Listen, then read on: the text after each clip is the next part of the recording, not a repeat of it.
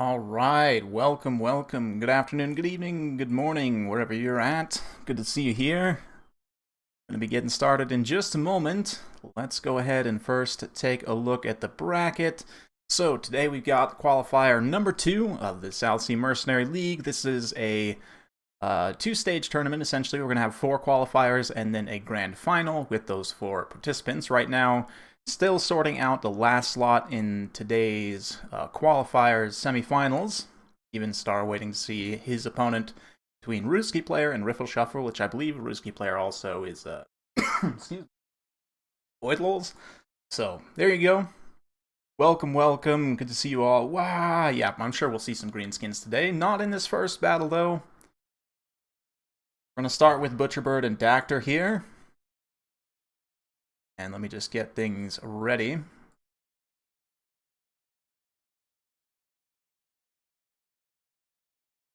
Here we have things all sorted here. Welcome. Hope you guys are feeling good today.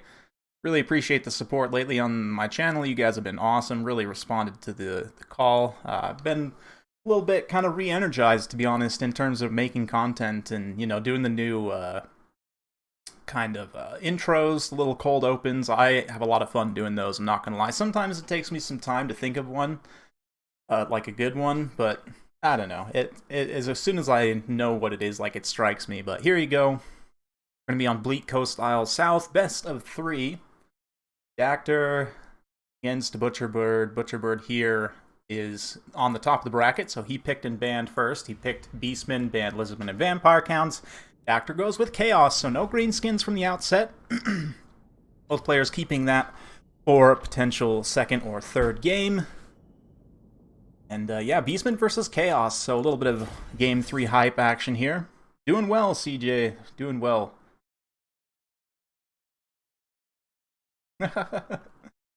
Oh, yes, indeed. Feeling good today. Yeah, the videos recently have actually been doing really well. The past few days have been awesome. A lot of good high elf content lately. You guys seem to eat that up, so definitely keep things going. These guys are ready to get into it. Love that. So we'll quickly get to it. We are going to transition away during the deployment phase. Or at the very least, you know, go into cinematic mode, maybe take a look at some scenery. If I just hit the K button, I think we can actually get rid of the UI. We'll check that out, but yeah, doing well. Doing really well, honestly. Like, yeah. The Warhammer 3, I am very hyped for, not gonna lie. I really want to get to the point where I can play some multiplayer, though, ultimately, and kind of sink my teeth into those new game modes. Like, that's what I'm looking forward to most. But definitely hyped overall for the game, and in terms of the campaign as well, I'm interested to see kind of how they tie everything together. Warhammer 3 content, I still, unfortunately, have not finished my developer interview, but let's go ahead and just get a nice scenic view here. Got this little dark elf tower over here. Definitely very edgy. I'm sure it's the Doom Point or something. You know, Dark Spire or whatever you want to call it.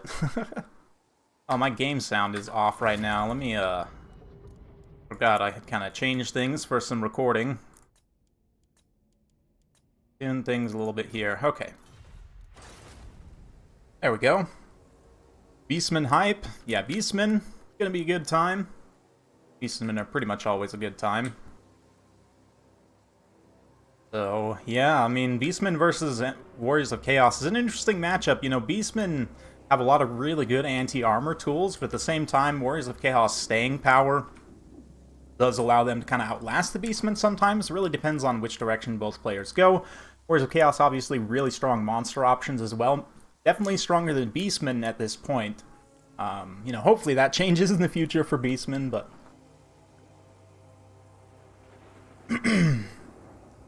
yeah, I've talked at length, literally hours and hours, about possible Beastmen updates they could do, but will we see it before Game 3? That's the question. Looks like these guys are off and away, so let's take a look at the builds here as they get to it. Warriors of Chaos coming in Sigvald. Pretty typical these days. Got a Metal Sorcerer, a couple Manticores, a couple of Chaos Spawn, like that pick, Marauders. We've got some Horsemen as well, Horse Masters, Warhounds, so plenty of mobility to try and contest. Spawn can be a decent pick here, as long as there's not too many Ungor Raiders, which it doesn't look like there are actually any Ungor Raiders here. We've got some Throwing Axes instead, Razorgore, Chariot, Kazarak, the One Eye, and 2 casters, so triple Chariot squad there for the characters. Yes, some Centaurs with Great Weapons and Throwing Axes, Ungor Spears, Hounds, Poison Hounds. Nice, good to see. Yeah, the spawn I do like here for the Warriors of Chaos because they have such high weapon strength. Pretty much they hit all Beastmen units very hard, and the unbreakable nature can be pretty decent. Guessing we've got Manticore summons here. No, actually, Amber Spear. Interesting. And probably Spirit Leech, yeah, on this other one. So, interesting choices for... Anyway, I'm missing this nice kind of mobile engagement here.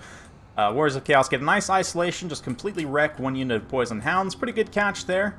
These other Beastmen units have got to be careful, kind of exposed out on this flank. Spearmen could be able to support, but still, that's a lot of Horsemen and the Hounds and everything. Pretty dangerous. But over here, Horsemen getting a little bit caught up by the Centaurs with Great Weapons. That being said, Great Weapons really don't want to take those Javelins to the face, and they do take a little bit of damage there. Not too bad. Hey, what's up, Gojira? Rubber Duck of War. Good to see you guys. Warriors of Chaos just pulling back slightly, very patiently, waiting to engage. There's no Cygor pressure or anything like that, so nothing really too crazy to worry about. He's Forsaken here in the center, just eating a charge from these Razorgore Chariots is going to be a pretty bad time, though, so let's see if they go for it. Horsemen also going to get caught up by the Hounds here. Horse Masters, honestly, if they turn and fight, could probably win, but it looks like they're trying to drag them into those Chaos Spawn, potentially. Pretty nice stuff there. The Spearmen are also kind of catching up a bit, but now the Marauders countercharge. They should do okay against those Spearmen. Yeah, Ungor Spearmen hurt a pretty good low-tier spear, but even Chaos Marauders trade pretty well with them, so... Final Transmutation looks like Overcast on the Razorgore Chariots. Only hits those Razorgore Chariots, though. I mean, granted, that is a really good high-value target, but still, that's a lot of Winds of Magic used for a relatively low gain. But let's see, the Chariot Squad here in the center comes in. They're doing a ton of damage to these Marauders. The Chaos Spawn less so, but they're not taking much damage themselves. And yeah, just ruined those Razorgore Chariots, but not before they destroyed those Forsaken anyway, so did recoup some of their value nonetheless. Yeah. So Razorgores with Great Weapons, or Centaurs with Great Weapons, rather, fighting on the flank here against Marauders. Not super efficient. They'll probably win, but that's not cost-efficient at all. Warriors of Chaos already looking to make a pretty good push here in the center. The Chaos Spawn do come in and break the Razorgore Chariots there, and oh yeah, just a ton of Javelins. The double Manticore Goon on the Brave Shaman of Death here. Very unfortunate situation. So can the countercharge now take care of these Manticores is the question. Centaurs with Great Weapons also matched up against Spawn. Really not a great situation for them. So Dactyr looking to be in a pretty good situation. Beastmen falling behind on the balance of power, and there's no, late-game Morgr summons G's to try and bring things back, but one Feral Manticore actually does take quite a bit of damage from the Chariot Squad here, not before the Brave Shaman of Beasts also taking a bit of a beating, a little bit of Searing Doom action there. Beastmen Mobile Force is just pulling back here, not really able to stand and fight much, and Beastmen quickly falling apart in general. Just a lot of units routing here. Kazarak now getting caught out. Looks like he's probably surrounded here. Not quite. Maybe has an avenue of escape, but the 2 Manticores plus the Spawn is just a bad time, and yeah, he's going to go down in a big hurry. That will probably lead to army losses for the Beastmen. Yeah, going with Kazarak's a bold move here. I really like the counter build. The Spawn in particular, I think, are a great pick in this matchup. I mean, you really didn't have much of an answer for them at all. Ungor Raiders are a pretty good answer. I love Ungor Raiders in general. I think you pretty much take them into every single Beastman multiplayer build. But yeah, as it is right now, things are looking pretty grim. Definitely style points, though, for not taking Morgr. Going with Kazarak off the bat. No terror is not the biggest issue in the world, but it definitely would have been nice to have something to quickly, try and get those Marauders off the field. But it is what it is.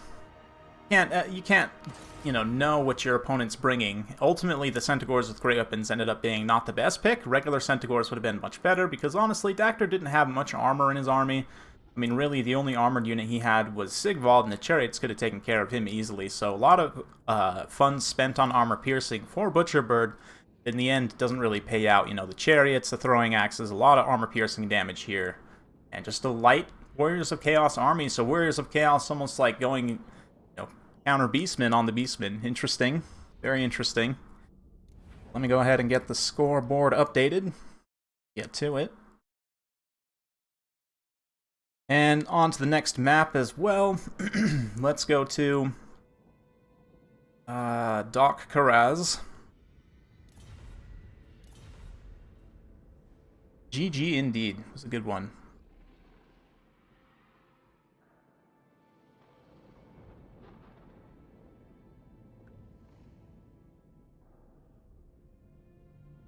Bracket for tomorrow.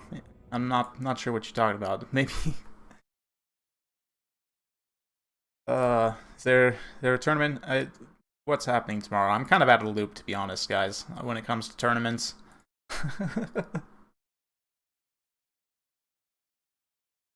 Yeah, good game though. Dactor now gonna go greenskins, and he bans Counts and the Mirror greenskins. So let's see what Butcherbird goes with. If you know Bretonnia, Bretonnia can be a good counter pick here. Yeah, you could also go... Tomb Kings is just not amazing right now in this matchup.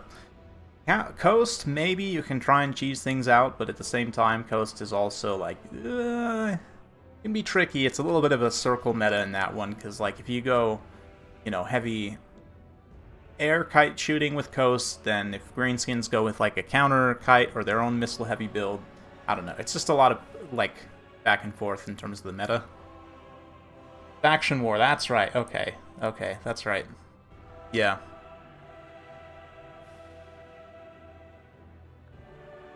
Now it makes sense. And it does look like Butcherbird goes with Bretonnia. Yeah, that's probably the best pick in this situation. I mean, you could go with some other factions against greenskins, but probably Bretonnia gives you the best odds. Weirdly enough, even though they don't really have great terror tools, which is kind of counterintuitive, but it's mostly just that the Fae and the double Paladin builds are so strong. Let's see. In the last qualifier, I believe we saw Alric. Is it Alric who prevailed? Someone. Maybe it was Dactor, actually. I don't remember. I'd have to go back and look.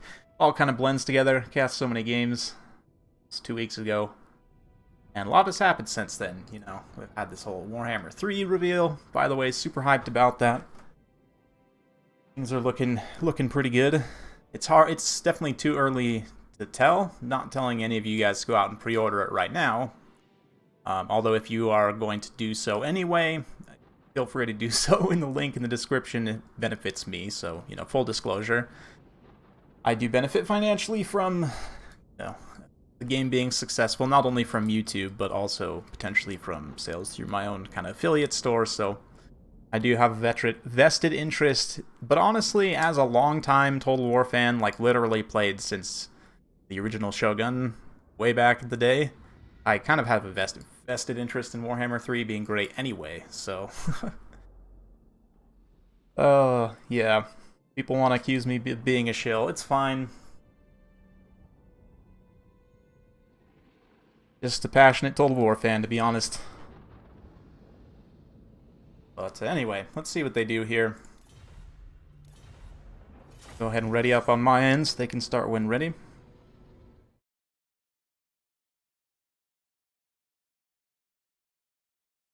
Cool. Players considering their armies carefully. Yeah, Fey Double Paladin is definitely the way to go here. We'll see what else they come up with. On the greenskin side, there's a few different things you can try and do. Historically, the Queen was a pretty good pick, but now against kind of the Peasant Archers, I don't know if it would necessarily be as good. It is nice having the summons for control, but yeah, it's a relatively expensive piece and also pretty vulnerable to the Fey Double Paladin. Seeing some Tzeentch reveals? Oh, I know, right? Oh, man. Like, what they have planned for Grand Cathay as well, I'm super curious to see.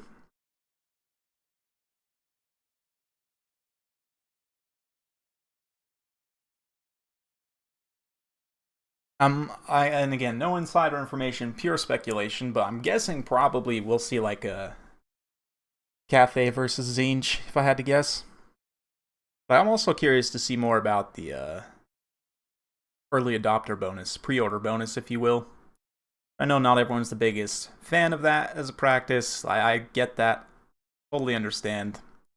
Fully would advise anyone who's not sure if the game's going to be good, is kind of wary about that practice. Just wait. I mean, we'll have plenty of access to the game before it is released, so you guys will be able to make your own decisions. But man, I already see this is a pretty wild build. Let's not spoil it. Let's go hide in the trees over here. Not that either player would screen cheat, but you never know.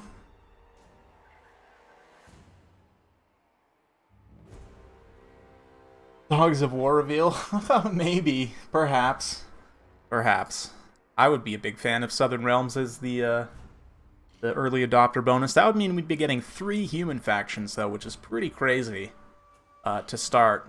Definitely not expect that. I'm a fan, though. I'm not looking forward to the Nurgle reveals. Yeah, you know, it's going to be disgusting in the best way possible. I'm genuinely curious to see what they end up doing with that whole, you know, Nurgle, Slaanesh, those reveals. I'm guessing we gotta see Kislev just get absolutely owned in one of the reveals, right? At least. I mean, so far Kislev has just been dominating everything in pretty much every trailer. I mean, I guess maybe not the first trailer. They were getting kind of wrecked in like the very, very first one, but everything since then has just been Kislev, like, just teabagging Khorne.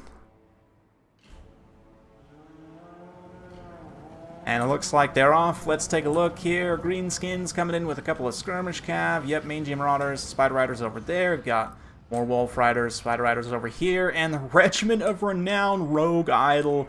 Absolutely wild pick. The Biggin already throwing some rocks. We've got Skarsnik as well. Double River Troll Hag, one with Spirit Leech and one with not any spells, just the Vomit and the no Vomit actually, just Mither. Interesting.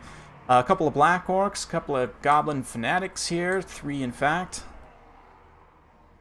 For Bretonnia, Fae, Paladin, Double Paladin. Of course, Knights of the Realm, plenty of Pox arrows.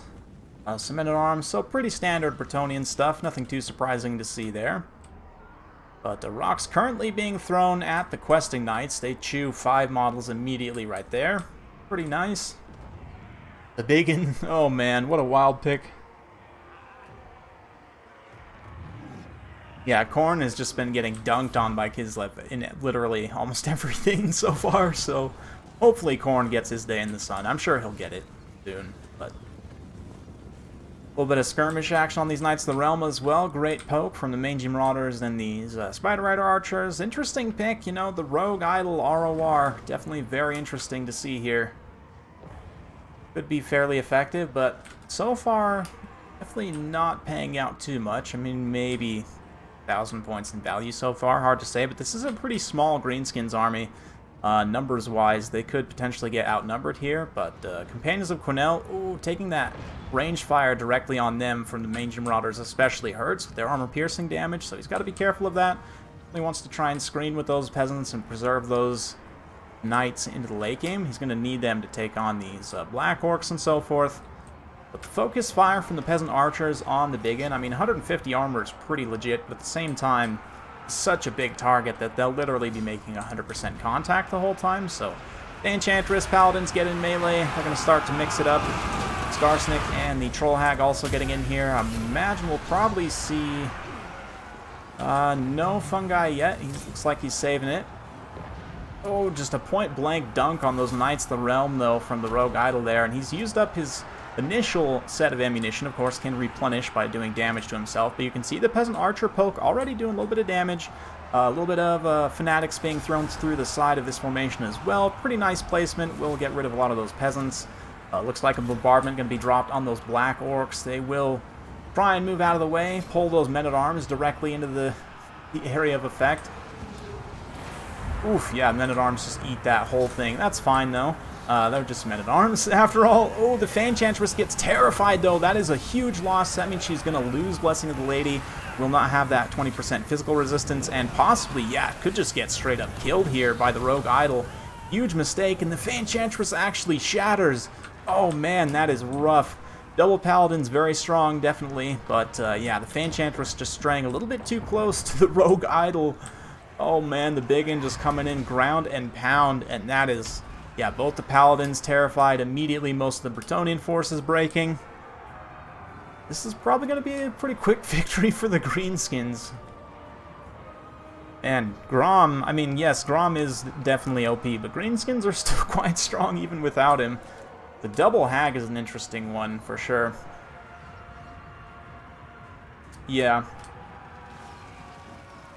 Big oof. Right? Oh, man. That's rough. Very, very rough. So all these very healthy Black Orcs as well, charging in, trying to get rid of the Fanatics here, but the Fanatics, even their leadership is still just completely healthy. All these Spider Riders running around. Archers are going to continue to poke. The Rogue Idol is still taking some damage here, but just the character squad now at this point for the Greenskins is going to be almost insurmountable, even if they could take out the Black Orcs, which, granted, this unit of Black Orcs over here definitely pretty isolated. And the one Paladin is still healthy-ish, so, I mean, Bretonnia is not completely out of this yet. Given the smallness of the Greenskins army, the more they kind of get split up like this, the more in danger they actually become. And the Knights are able to kind of concentrate here, take out some of this skirmish cavalry very efficiently. Spears also moving in. This Paladin does get routed, but he manages to also rout the River Troll Hag. If he could recover some of this cavalry and potentially chase her off, that would be pretty big. And Peasant Archers just keeping the focus up on the Biggin. Very important here, debuffing the weapon strength and you know, continuing to deal some consistent poke over time. But yeah, unfortunately, army losses does kick in for Bretonnia there. And that's going to be it. Wow, big idol smash coming in from Dactor, and that's going to be a 2-0 victory, moving him on to the final. What a wild one. Skarsnik and the Hags, man. Rogue Idol still didn't even get that much value at the end of the day. Skirmish Cav actually got some really, really good value. Black Orcs doing all right, but a lot of leadership damage leads to Bretonnia. Oh, man. Addicts, too. Wow, 1,000 on them. Yeah, loss of leadership. You see there's still a lot of HP value left on a lot of these units. Knights kind of got canned there. Pretty rough situation for them all around. Yeah, it's something that's, you know, tough to prepare for. I mean, you go for like an anti-Grom build, which this definitely seems like, and all of a sudden you get hit with the Rogue Idol. Oh, Greenskins time. Just amazing. So let's go ahead and switch back over to the bracket. And Dactor moves on to the final. Now we've got Even Star. Need to update this as well. His opponent is going to be Ruski Blair, aka Void Lulz.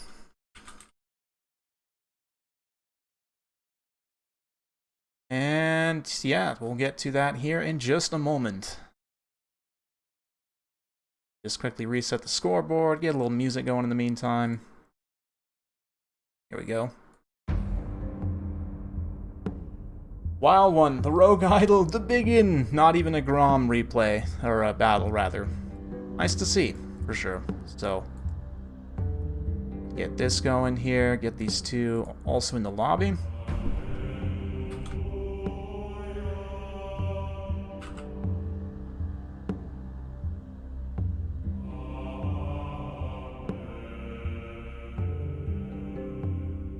And I'll be right back, guys. Give me just 1 second here.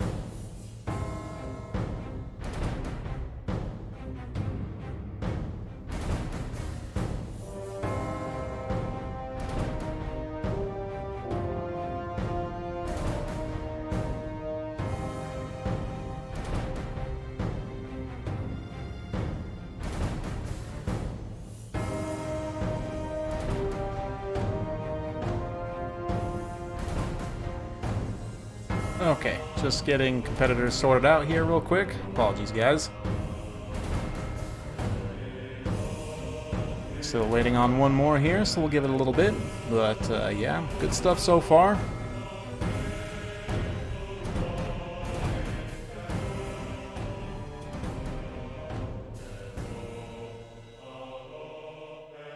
I'm interested to see how this domination mode goes for Game 3 for sure. I mean, yeah.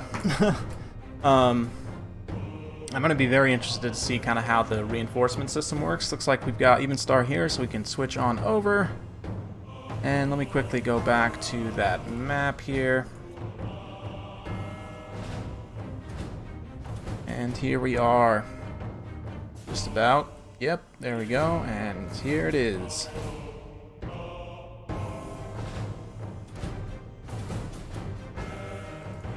All right.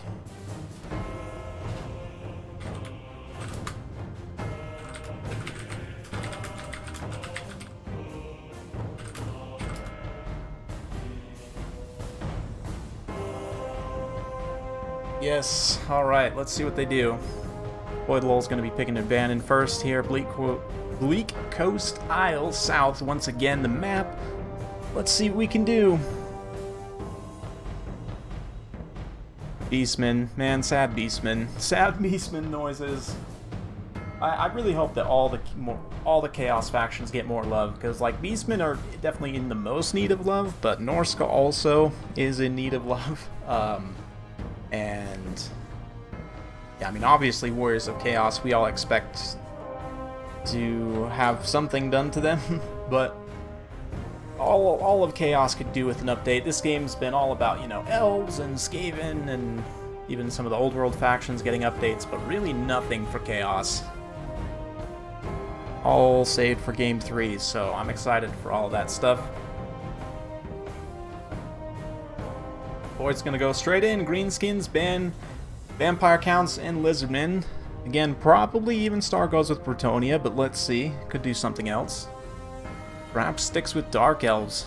Dark Elves, I've seen a few players recently trying to take Dark Elves into Greenskins and doing okay, actually. You know, honestly, not doing terribly, considering how people perceive the factions, at least, in terms of their power level. But, we'll see. Even Star contemplating.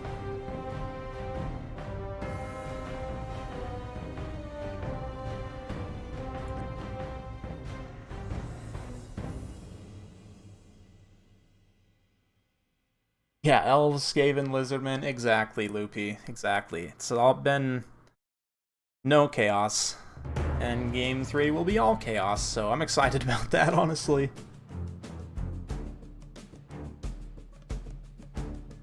Yeah. Sad Norska noises.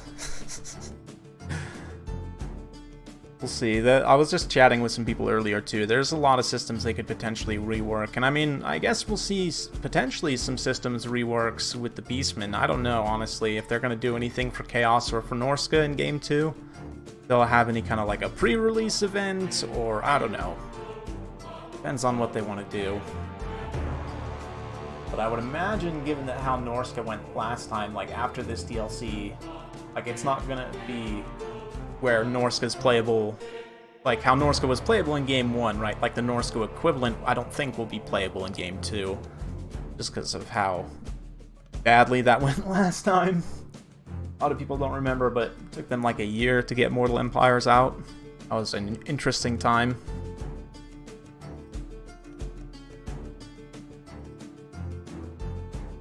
I do expect Game 3 to have some issues on launch. I mean, yeah, it's just new game, especially a huge game like that.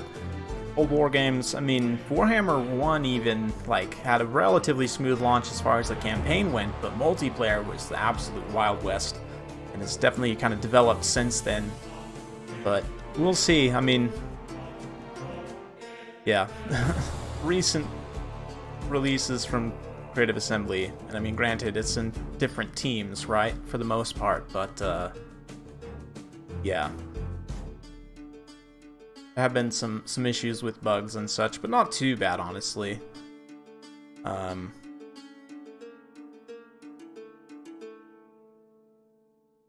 Yeah, Game 2 has also been heavy undead focused. That's true. Yeah, the Immortal Empires, I'm guessing it'll have issues. Like, I'm just, you know, a game of this size, of this scope and magnitude, like, I expect there to be some issues. I still expect the game to be great, don't get me wrong, but I do expect there to be issues. But at the same time, I do think Creative Assembly can definitely get them ironed out relatively quickly. I mean, it depends on how deeply rooted the issues actually are, but I think they'll get it sorted out pretty quick. It seems like they're pretty on it.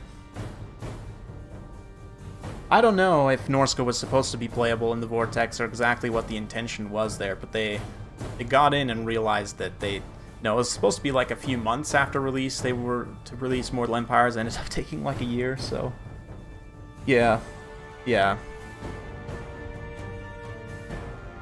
We'll see what happens.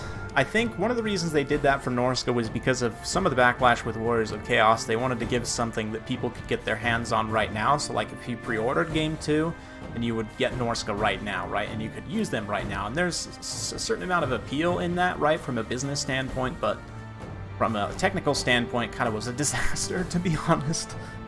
In terms of trying to integrate the two games. Okay, even start going with Empire here. Like to see that. Let's see what he can bring to the table. Empire into Greenskin's tough, but it's doable. I mean, I like the double Griffin builds here. I don't know, that's a little bit risky just because the Amber Griffin's a little bit of a risky pick, but you can definitely do it. Definitely do it.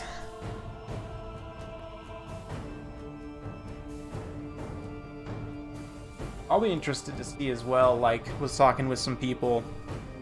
There's so much more they could draw on in terms of like DLC potential content, especially like cross game releases like what they've done before. Like honestly, even just thinking for the Empire, you've got like Knights of the White Wolf, right? You've got Hawkland Long Rifles. There's still quite a few units actually that they could add from the Empire roster. And yeah. Hey, welcome Butcherbird. Good games. Yeah, I mean, it's just, there's so much potential, even for, like, Greenskins, too, and I know Greenskins are very strong right now, probably shouldn't talk about them potentially getting a DLC, but, yeah, eventually down the road in Game 3, they will get to the point where they were at before their current DLC, where they were kind of, behind the power curve quite a distance. And then they'll need another DLC at that point, and there's still more they could draw on for them, right? Like, for certain factions, they don't have as much, they're gonna have to make some stuff up. I mean, even like we saw that with the Wood Elves, right? Like the Stag Knights, like they're gonna have to make some stuff up in order to do DLCs for certain rosters, but definitely for others, there's still a lot to explore there. So yeah, Celestial Hurricanum, exactly. That's kind of a good centerpiece unit, almost. Yeah. Making Boris playable would be a great free LC edition, for example. We'll see. I mean, there's so much potential. It just depends on how much money CA wants to make, right? And my guess is all of it, so they'll probably keep doing DLCs for quite a while.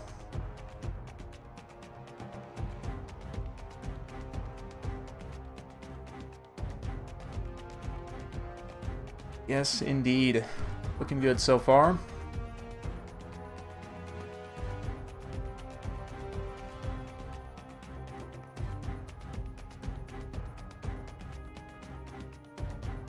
Yeah, give me 1 second, guys. I'll be right back.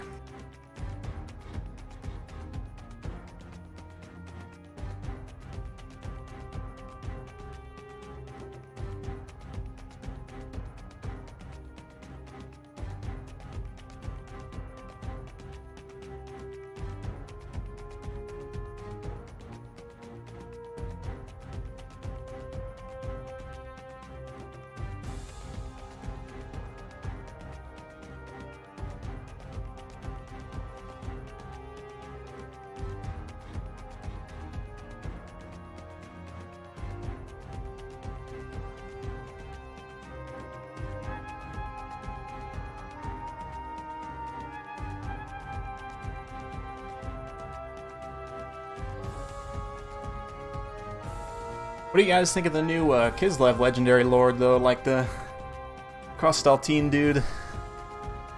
The Ortho Bro, as I'm probably going to call him. It seems pretty interesting to me. I'm genuinely curious to have a look at his loadout. Like, I just want them to do the Kislev roster reveal and talk about all of the units they have so we can really get a understanding of the overall play style. But definitely wanting to see his abilities as well.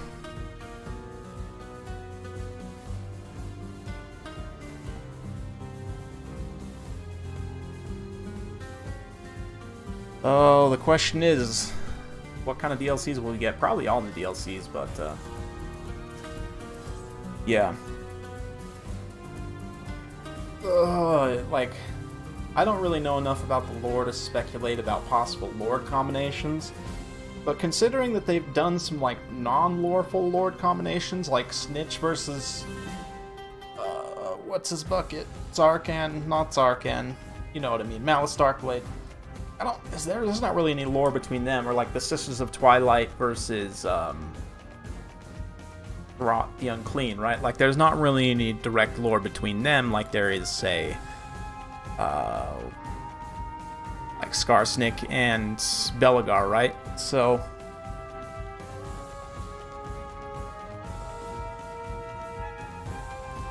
should have brought Malagor. Yeah, it would have been pretty good actually. That not the Brain Burst, the Beast Burst would have been very good actually against that light Chaos army. Also let potential melee lord open for Boris. Yeah, exactly. If he's like either another caster lord or just a support lord, then yes, exactly. Leaves the melee lord kind of archetype open, which is nice to see. You know, pretty much all factions have just had like your generic melee hero archetype, and then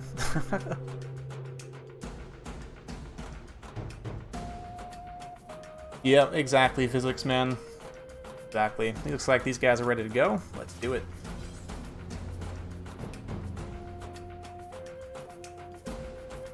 Yeah, some of their DLC combinations, like the other, yeah, it's another, like, at that point, really it should have been Skaven versus dwarfs, and then separately Dark Elves versus maybe Vampire Counts. Like that would have made more sense, and they could have got one more DLC out of it as well, maybe just because of the life cycle they want to devote resources to Game 3, and I get that, but Ryan G coming in, thanks for the tenor, big appreciation for your generosity. From the stat cards, even low tier Kislev Cav seems to have really good leadership, combined with the Kislev passive buff. Do you think their Cav will be able to punch high above their tier on leadership? I do think there's a few things to consider. Their leadership is very good. I think they're going to be on par with like most Elven factions, actually, just across the board on leadership. Like, I think they'll be better than Empire and Bretonnia on average on leadership. Yeah, and they also, the other thing you have to consider about their cav is it's also going to be the fastest, right? It'll be even faster than Elven shock cavalry, and also very hard hitting, but as a result, it's not going to be super tanky. So with good micro, I do think they'll be able to punch above, yes, but I do think at the same time, if you're sloppy with them, like, it won't end up mattering because they'll all just die. So, yeah, tough to say, but am I Russian? No, I am not Russian. I am Brazilian-American, if you must know. Actually have dual citizenship, but that's a story for another time. If you're wondering about the name, it's just a nickname, and I choose to spell it that way. It's not that that's any, you know... I know that, like, there's a Dutch name that's similar, and I think, like, Indian name that's similar. I'm neither of those. But anyway, let's have a look at this stump here as we wait for them to get underway.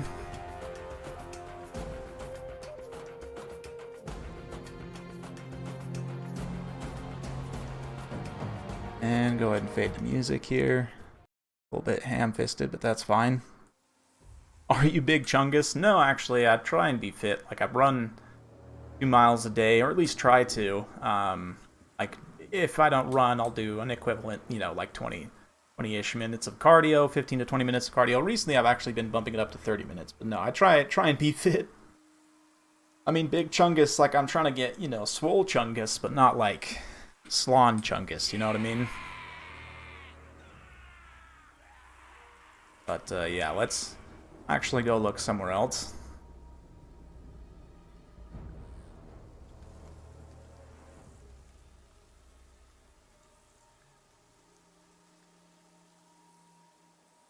I do have a face cam I need to get set up. I just have been neglecting to since I've got into this new place.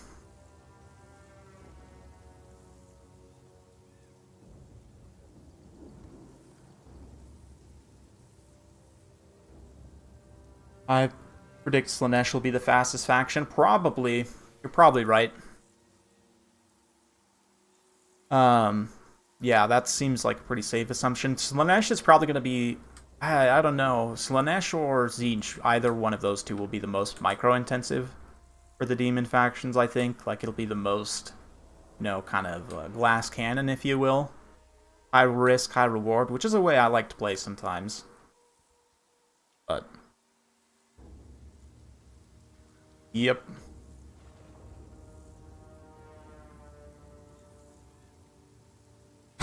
Much like artillery crew. Hey man, you push a cannon around, that is a workout. Like, sometimes I'll do the sled thing. They got a sled thing at the gym I go to. Sometimes I'll do that and just, like, imagine I'm pushing, like, a great cannon. I'm like, man, this, it's in and of itself. Like, I see why they can't run. That thing's heavy, man. Oh, and you imagine those little gobos, too, pushing that big old Doom Diver around. Anyway, looks like these guys are getting started. We'll take a look at the Empire first. We've got some Pistoliers here. Outriders with grenade launchers. Very strong option right now. I've been seeing them quite a bit. Some great cannons. Got some Hellblaster volley gun. No way. Wild Hellblaster pick here from Evenstar. Love to see that. Got some Huntsmen. Yeah, great swords. Bright Wizard. The one great cannon there. And, yeah. Pretty much it. We've got Wolf Rider Archers here. Grom the Paunch, of course, leading the way. River Troll Hag. Big old wide line of Gobos. Along with some Orc Boys. Loons. Of course, we got the Queen. Good pick against the Empire. Potentially a little bit risky with their armor-piercing missiles, but let's see what they can do here. The Hellblaster, if it can stay protected, will be pretty nasty here. And Pistoliers for counter-skirmish are pretty decent, although specifically they have kind of a weird trade with Wolf Rider Archers because Wolf Rider Archers are cheaper, and they do outrange them, I think, right? 100 versus 80. Yeah, they do outrange them slightly. Also have pretty good volume at 60 unit models. Not as good a volume as the Pistoliers, certainly, but yeah, depending on micro, they actually can trade decently. But right now, Grom's just kind of eating some of those shots from the Pistoliers in the forest, really not taking much damage at all, just kind of wasting some of their ammo. Pistoliers do have relatively limited ammo. That's one of their only downsides, I would say. Who's the Empire Lord? It is Huntsman General. Very wild pick. Going in for the fire damage, I guess. No? Yeah, this is... Oh, man. Like, I'm wondering if Evenstar memeing right now? Like, is he... I don't think so. I think this is actually serious because Hail of Fire here with that fire damage and the extra reload skill with these missile units, right? Like the Huntsman and the volley gun, that's going to do an insane amount of damage to Grom potentially, right? On paper. In practice, probably be better to actually take Marcus and take a Warrior Priest with Banner of Eternal Flame because that's a constant fire effect for one, it's not on demand, and two, you're not bringing the Huntsman General for your Lord, who really doesn't offer anything else. I mean, he has Arrow of Akshi as well, and maybe there's something there that I don't know about, but no Oil Flask, which is fine. Oil Flask is super clunky to actually use, so... No Knights of the Blazing Sun either, and really the only fire synergy is from the Huntsman General and the Bright Wizard himself, so a little bit odd now that I actually think about it, but I would have changed this composition slightly. Like, it really wouldn't take much to cut something here. Even like one of these, you know, a couple of these swordsmen, or even one of the Skirmish Cav or something, get that Warrior Priest. Speaking of Skirmish Cav, though, got a nice little trade back and forth. Right now, the Pistoliers are definitely getting the better of this trade due to their higher volume of fire. The Goblin Wolf Rider, Spider Rider Archers are playing this a little bit too close. They need to be kind of at the end of their range, right, to try and outrange the Pistoliers. effectively. But it looks like we've got a Spiderling summon here. Going to potentially try and trap these Grenade Outriders in. It looks like Grom does get a charge there. Fortunately, the hatchlings don't pop up quite in time, but it does look like actually... No, they got poisoned. They did get poisoned from the bows of the Spider Riders there. So this is a big catch. Very high value unit, 850 points, I mean, relatively speaking, for this Empire army. And certainly a high threat unit, so to speak. And, oh, this is bad. It peels out to the side here, kind of moving away due to this terrain blockage. And that is a big loss for Evenstar early on. He's trading a little bit of damage onto these other skirmish cav here as a result, but looks like the Boar Boys are going to stay on it and try and see those off. In the meantime, though, the Arachnarok Queen just getting absolutely shellacked by the Hellblasters here, by the Huntsmen. This is really, really bad. The Giant River Troll Hag moving in. She is also point blank in range here as well, just getting lit up by missiles. So the Empire missile line definitely making its presence felt. Greenskin disruption just not quite where it needs to be. Cav is trying to circumvent the lines of infantry right now, and they are starting to roll up some of these Huntsmen as Grom the Paunch punches through, but the Queen is gone. That Hellblaster volley gun just got her off in a big hurry. Arrow of Akshi also popping just to try and make sure the Queen doesn't come back. She may come back, though, and still be able to get some summons even just at a distance. But so far, the infantry force for the Empire is holding relatively steady. The kind of cavalry circumnavigation here is starting to be effective, and the nice charge bonus here from these relatively cheap Boar Boys will start to work through that infantry. But, oh man, the grenade launchers came back. That's a potentially pretty big mistake. He does shut down the Great Cannon here with some skirmish calves, so some nice back and forth here. Definitely no one running away with it quite yet, but man, that Queen did end up taking a significant amount of damage. Oh, this is bad, though, for the Huntsman General. He all of a sudden gets involved in melee with Grom, which is not at all what he wants to be doing. Man, the Hellblaster volley gun, though, look at this. Probably insane damage value already, if I had to guess. Yeah, 1,800 damage value on that volley gun. Love to see that. Huntsman General's good here. He is relatively cheap, I'll give him that, but I don't know, I just think Marcus is a lot more competitive because of the net, and you can get fire damage again from the Warrior Priest, who also offers a lot of other upsides potentially here, but we'll see. Right now, the Greenskins don't really have a lot of meat, honestly, in their build. It is a pretty cavalry-centric build, so they're relying a lot on these charges here. Ooh, really brutal Fanatics cast right through the center of those great swords. Also going to hit the 8-peak loons as well, but they have their own Fanatics to potentially run. That Burning Head was a mixed bag at best, though. I mean, it did get the Fanatics a little bit, but also roasted out quite a bit of the Empire troops. Another nice cast of the loons there. That goes through the great swords, does a ton of damage. So Greenskins are actually looking pretty good right now. They've got a good route going. Yeah, balance of power very heavily in their favor. Just an odd build from Evenstar. I mean, I like it. I like the Hellblaster getting that much value, but you can see even now the Queen is back, able to just even sit at a distance and get some summons, or potentially try and move in and, you know, go for some more value in melee. But honestly, I'd probably just keep it back and keep the summons active and running. But at this point, Greenskin's in a pretty commanding position. I mean, there's not really a lot that can shut down Grom. You know, the Hellblaster plus the Huntsman General, like, I see that combination, but just in order to defend from the cavalry here, and credit to Voidlulz here for really beautiful cavalry micro, just, you know, Evenstar playing a little bit passively with his spears, not really reacting in time. The Boar Boys and the Spider Riders and everything were able to largely just bypass the infantry and get directly to the Huntsman and shut them down. And then kind of, as a result, roll up the rest. Of course, Grom also just absolute terror in the night. Very good disruption. Yeah, that was quite the build. I like Evenstar's gamble. I do feel it was a little bit of a gamble in terms of build, but just a lot of missiles to try and protect. And this is why I would say, you know, trade the Huntsman General out in for Marcus, so you have the nets to try and control the battle space a little bit better.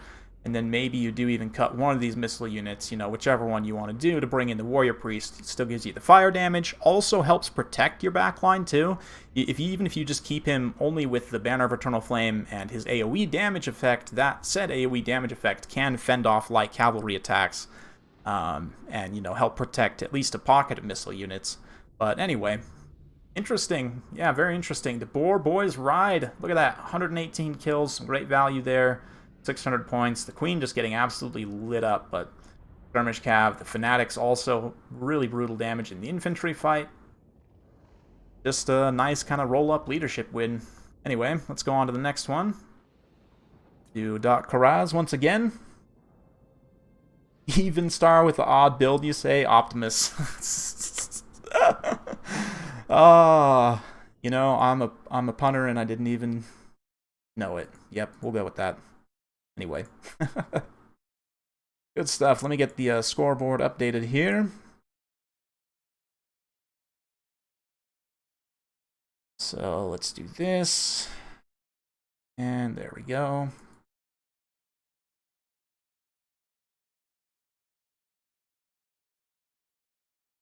Okay.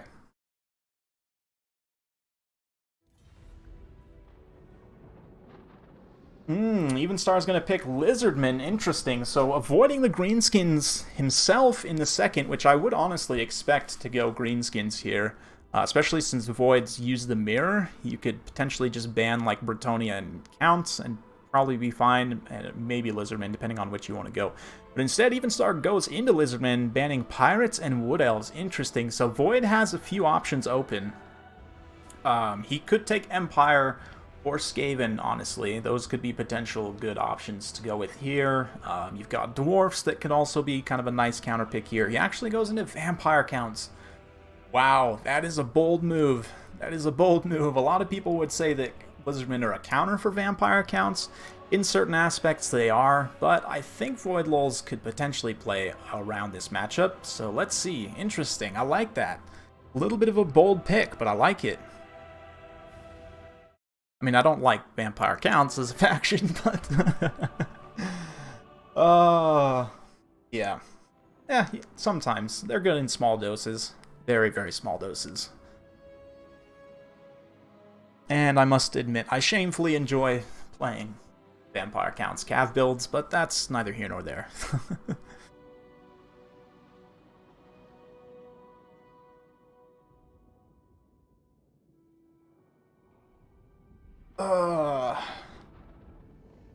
Really interesting. Interesting, Doctor. I don't know about picking into this matchup. Like, especially when you have like Skaven on the table, who are really, really good here. Like, you've got all your good, basically AP missile factions open. Like, why would you not go into one of those? And even like Dark Elves potentially. I don't know. It's just in my mind. Maybe it's different in reality, but that's what I would think to do immediately would be to go for one of those. And I don't know, actually, Empire is... I'm a little weird in this matchup right now. I kind of need to rethink, practice it a little bit more, definitely. But Lizardman is an interesting one for me, personally. But I know it's a matchup that's pretty decent for the Empire. In most people's mind, at least.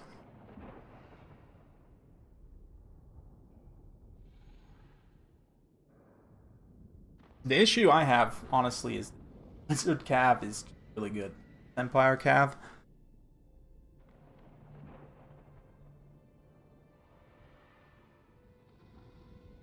Yeah, honestly, that's like, for me, it is like the Vampire Counts are something a little bit unexpected here, so I'm curious to see what he does.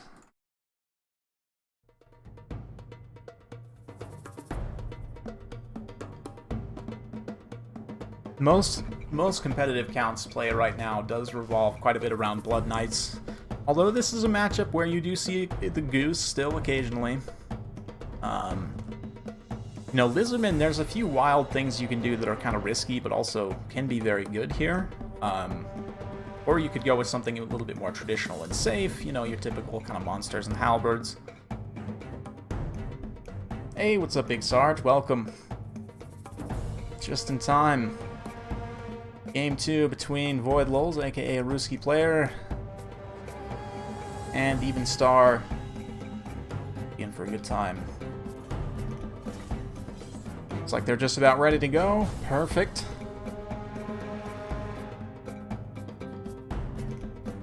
Actor waiting patiently for the best of 5 in the final, so if in these kind of in-between match times, if you want to go back and watch the games, you can scroll back through YouTube and check out the first series we had, Dactor versus Butcherbird.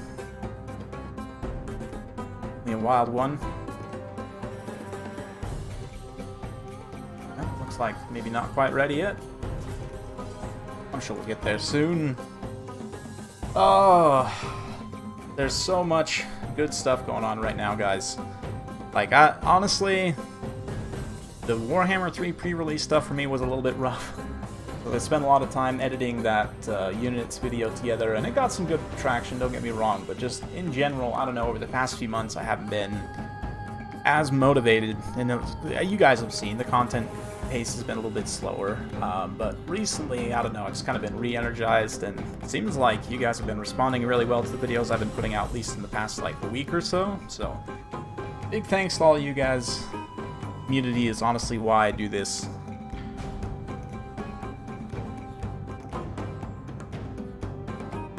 Yeah, things are looking up. I'm definitely going to stay the course until Game 3. And once Game 3 comes out, I mean, given what we've already heard, you know, another new battle type, like for Game 2, literally all we got for multiplayer was FFA, which is nice, but we've already heard, like, you can play survival battles co-op, this new domination game mode, right? There's going to be minor settlement battles. They've said, you know, they do have more to say about sieges, just not right now, which I'm definitely looking forward to that as well. So definitely a lot of promise in terms of multiplayer, single player, kind of all facets of the game. A lot of it still is wait and see, but hey, definitely here to stay the course. I don't know, what do you guys think you're most hyped about for Game 3? For me, it's definitely just new variety. I love more variety. Variety's the spice of life in general. Kislev, obviously, as a faction, I'm super excited for. It kind of seemed like they were tailor-made for me, to be honest, but yeah. New game modes. Yeah. Definitely more great things to come, and that's the thing, too, like I was talking about earlier, just however much DLC they want to sell, they can, so...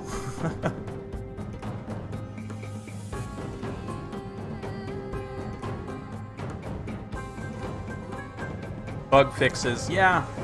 I mean, I'm sure there will be a host of new and interesting bugs as well. Let's be realistic here. Chaos factions.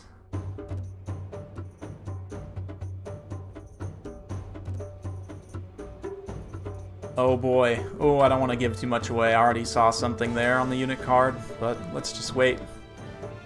Wait down here.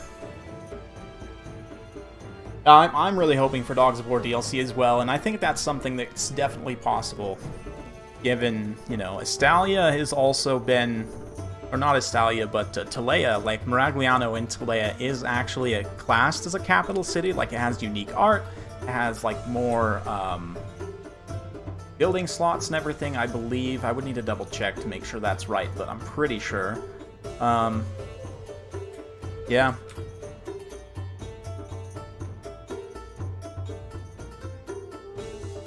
Anyway, yeah, Dogs of War.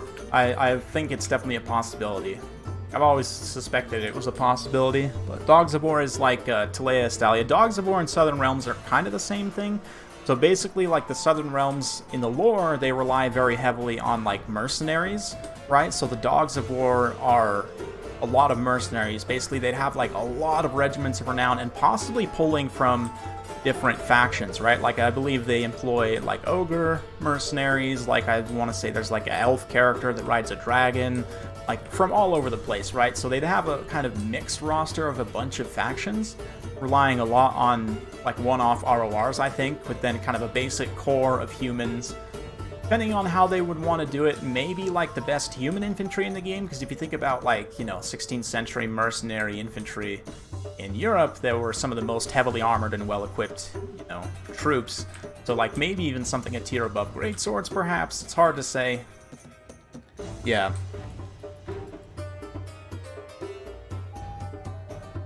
Would be interesting. And I think they could definitely do enough to make them distinct from other human factions. Anyway. Oh, these guys have already been started for like a minute. Anyway.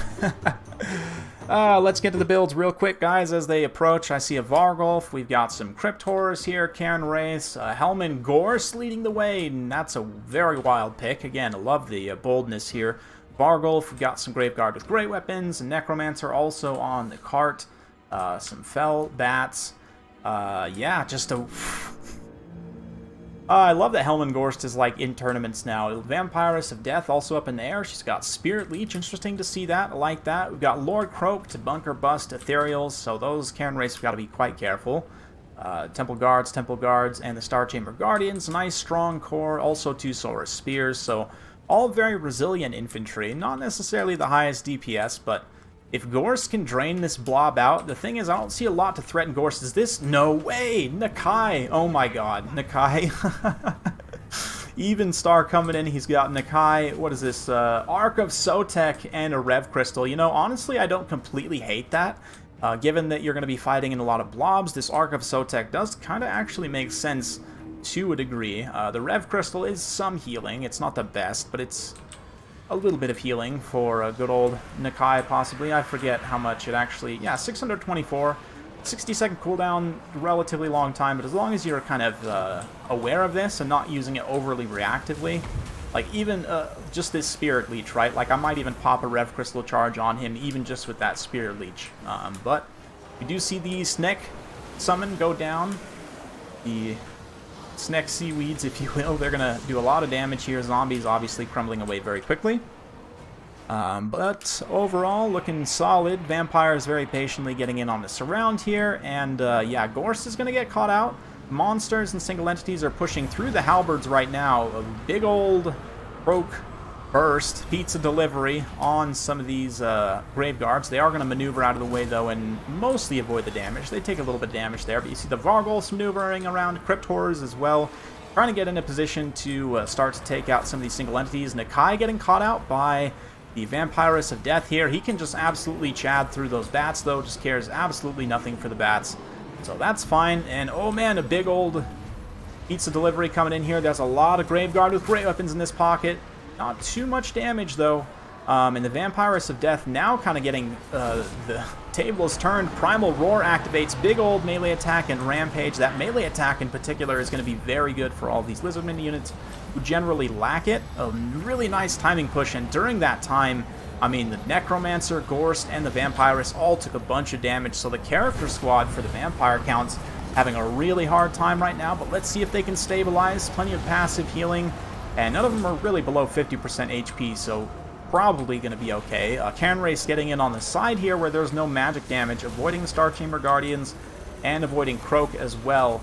But yeah, Vargulf's also getting beat up quite badly. Just really not going super great for the Vampire counts. They've even getting a little bit of zombies and so forth here. But things maybe will stabilize if Gorst can get out of here. Gorst is definitely in trouble, though. And this pizza delivery just forcing these Graveguards away is definitely advantageous. It's not allowing Gorst a blob to really fight on top of. And Gorst's Mortis Engine Drain, along with the Graveguard, is going to be very key to killing all of this Lizard Infantry here. So if Gorst goes down, that's going to be a big, big loss. But here, Rev Crystal gets caught out solo against the Vargulf. That's not good at all either. So kind of both players having some rough situations. Invocation of the Heck on Gorst, though. He should be able to stabilize here. And the Crypt Horrors kind of blocking the Kai and the Arc of Sotek as well. So as long as the Vampires can kind of keep this sort of cycle charge going, keep the healing going, and not actually lose anything, they should be able to sustain this fight. But man, even this Cairn Wraith unit kind of getting beat up here. Normal Red Crests do get not fully chased off, and they might actually start those Dire Pack into crumbling, which is really not great. Dire Pack, I might even just have cycle charging in this monster fight right here. Although using them to clean up those skinks is definitely a good idea as well. But Gorst is away, just regenerating, waiting for an opportunity to come back and try and fight in melee. Another big pizza delivery. I think this is mostly on summon zombies, though. Yeah, I don't think it's going to be too big of an issue. Oh no, there's this one Graveguard unit here that takes a little bit of damage. Nothing too extreme. But, yeah, looks like the Rev Crystal is going to be chased off now by the Dire Pack. Great use of them specifically there. This infantry is still grinding. Not really looking great for Vampire counts in a way, but at the same time, also not looking too bad. I mean, there's really just this one unit of Saurus Spears that's like fully healthy, right? Star Chamber Guardians, another Temple Guard at half health, which is still definitely not great.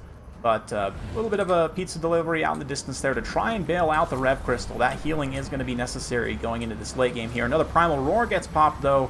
That big damage spike on all those Lizard infantry, just ripping apart these Graveguard even just straight up in melee. So really not a fun situation. All the Vampire characters are getting close to their healing cap. Vampirus, yeah, at her healing cap. Gorse getting close to his. So we're getting close to that time where Vampires just can't continue to sustain indefinitely, although the Vargulfs here do actually have quite a bit of healing cap space left, it seems. So playing off of the Vargulfs is going to be very important. Gorse now gets in combat, and you can see that drain effect just start to kill everything. But it's only a matter of time before Gorse himself goes down. Gets that Miasma of Despair, putting him down to even less speed. I mean, just none of the speed. Yeah, very fun stuff, along with the poison, obviously. Lizardmen poison everything. But the Ark of Sotek here is not feeling great. Lord Croak also starting to take some damage. The Vampire is kind of getting in here, trying to get a rear charge on Nakai, a little bit cheeky there. But wow, is Gorst actually just going to beat this Ark of Sotek in melee? Ark of Sotek does drop the Snecks, dealing some nice blob damage. This Vargulf is just not even involved in combat at all, just standing here watching the two Corpse Carts kind of noodle against the Ark of Sotek. But oh man, another big pizza delivery. Oh, this is going to hit all these units here. These Graveguard really don't have much HP left. It doesn't do too much damage, actually. It does some, but Lizardmen are now in a mostly surround. It's not great for them, but at the same time, the Cairn race have no choice now but to try and get involved in the same area where the Star Chamber Guardians are and Lord Croak, which is just not going to be fun for them. But at the same time, Nakai moving around the flank here. He gets now caught out by the Vampirus. The Vargulfs move in for the kill. If Nakai goes down here, I think that's game for the Lizardmen. And yeah, it looks like the balance of power is shifting ever closer. Helman Gorst versus Nakai. You guys saw it here, though. Check arc value, please. Okay, just for you. 1,200, I mean, it paid for itself. You can't say the Ark of Sotek didn't pay for itself. Because it did. Certainly did. We'll have to look at what did not. My guess is probably Croak actually did not. I mean, the pizza delivery, it looks nice on paper, but it actually doesn't deal that much damage in multiplayer. Somebody say pizza, right?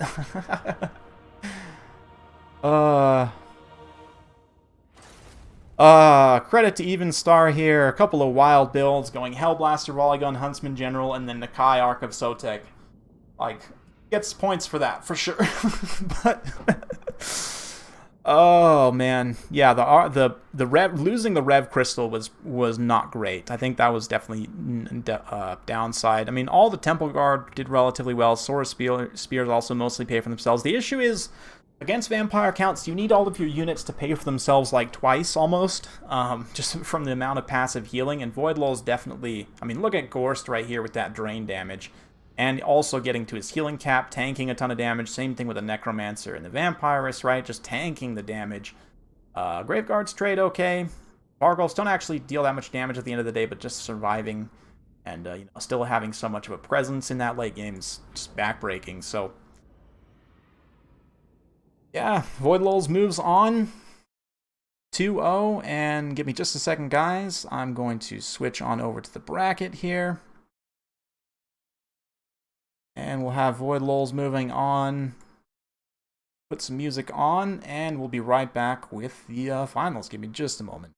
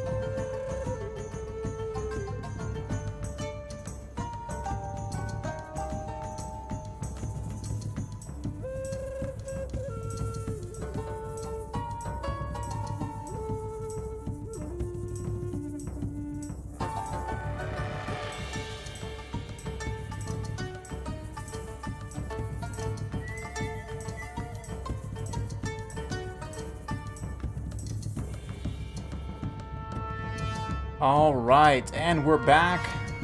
Now Void Lulz versus Dactor. in the final to decide who gets the next qualifying spot.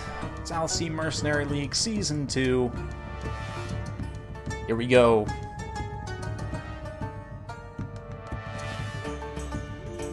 Yes, yes. Still the Shadow and Blade. Oh, I know, right? I keep forgetting to update the logo on that thing. That's all good. Someday I'll remember.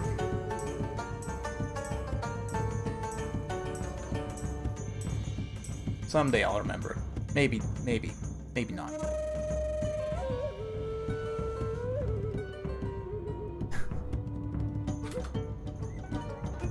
Map is set. Central Chaos Waste is going to be the first map. Hey, what's up, Red Legion? Good to see you. Having some fun today. Boydlow's going straight in with the green skins. Gonna ban Counts and Lizardmen. Let's see what Doctor counters with. Maybe we see a green skins mirror right out the gates. Just get rid of him for both players, rather. That'd be nice. It's kind of nice, you know. Green skins are fun, but green skins all the time is maybe a little bit too much. We'll see, though. Big thanks to everyone for coming out today. It's been a fun one so far. Had some wild games, just wild builds. Definitely kind of like unexpected builds. We got Gorst, we got a Hellblaster, we got Nakai, we got... oh man, the first game too. We got the first series rather, Kazarak. We had yeah, just all the memes today. It's been quite the meme tournament stream. Going good, man, going good. Norska, ooh, Doctor. Getting bold with the Norska pick. Norska and the Greenskins is thought of as a tough matchup because Greenskins are probably the best frontline rush faction, and I mean that's kind of what Norskin's primary thing is, but yeah, we'll see. Maybe Doctor's got something up his sleeve. Of course, Norska, like, they have good units here, don't get me wrong. Skin Wolves can be quite nice given the lack of fire damage. I see people try and go Ice Trolls here. I don't think that actually works super well, but yeah, we'll see. Mobile hit and run from Norska historically has been good here. Or you go Monster Mash. It's kind of like the two schools of thought, right? Or some combination of both. Get like 2 Mammoths and 4 Skin Wolves and just try and go really mobile. Kind of bunker bust and just nuke the Greenskins unit's leadership. Let's see. Norska does have access to Doom and Darkness on Lore of Death, which, as we all know, quite good. Oh yeah, hype. Indeed. Man, I'm sore. Like, I don't usually work out super hard. Like, I just do maintenance level workouts, typically. But, like, once in a while, I'll go for a progression workout. Just try and, you know, actually push myself and try and get stronger, maybe for, like, a week or two. And kind of, you know, just maintain that. I don't want to build myself up slowly, right? Like, I'm not trying to get injured. But, man, I went super ham yesterday. And it feels like I potentially had my legs run over by a chariot. Like, oh man, just, yeah. A lot of kettlebells, squat swings, a lot of calf raises, some hip stuff. Beastmen and Chaos are both better. Yeah, it's hard to say. I mean, Skin Wolves are a pretty good tool, but yeah, like, I don't know. I wouldn't personally, like, given the option of what's open, I probably would have gone for Bretonnia or, yeah, something else. It's tricky. I just probably wouldn't go one of the Chaos Rush factions. Rip legs, right? Nice. Running, it sucks in the best way. Like, running is terrible in the best way possible. I hate it, and I love it at the same time. Probably gonna run like 3 miles a day after the stream. Just to really set it in on my legs, you know, because I'm not sore enough, clearly. Just kidding. Probably not 3 miles. Maybe I'll just go for a hike or something. Something a little less impact. I'm planning something over the weekend, though, for my 15k sub special. Probably gonna do King of the Hill, where I get to pick both players' lords.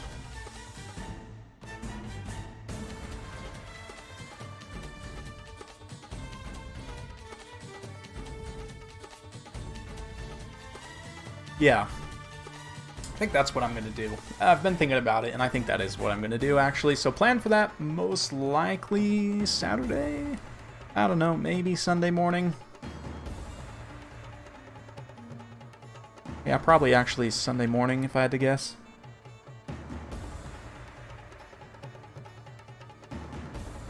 So you have chosen the way of pain? Yeah. I mean, not necessarily like a run, more just like a jog, but yeah, I don't know. Maybe I won't go that far. Just depends on how I'm feeling. Like I said, I don't try not to push myself too hard, but I definitely try to push myself. Running is tough on the knees, which is why I don't do it all the time. Like, running actually, it used to be my only cardio, but now, like, I'll switch it up and do, like, the stairs sometimes. Like, sometimes I'll just do, like, a hike, like an incline, you know, maybe some weights on or something. Yeah. Change it up. Do, like, elliptical occasionally as well. Do stuff that's not quite so hard on my knees. Run downhill to get the fat charge, though. I know, right? Yeah. Running uphill does sap your vigor, though. It's true. I mean, I can attest to that.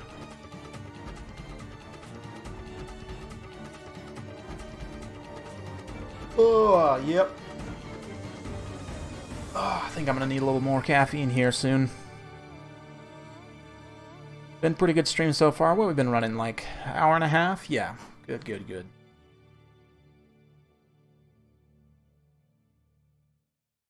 The actor knows what he wants to do. Void definitely considering his army pretty carefully here, but let's see what he brings. I'm genuinely curious.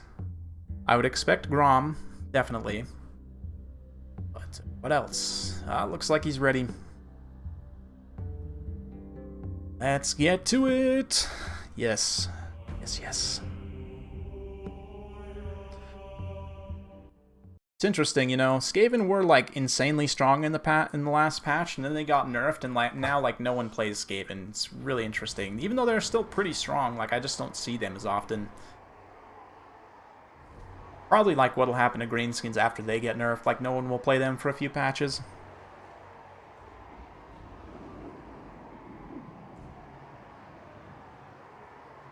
I did get my cardio in already. I'm not gonna lie, streaming actually, like, is surprisingly tiring. Like, I'd be curious to do a study on, like, how much streamers burn while they're streaming, especially, like, high-intensity multiplayer games where I'm super focused, casting and everything. Like, I would be curious. Like, just anecdotally, I am tired after I stream, right? Exactly, been running this stream for 90 minutes, exactly. Yeah. I smacked my mic stand. Apologies about that.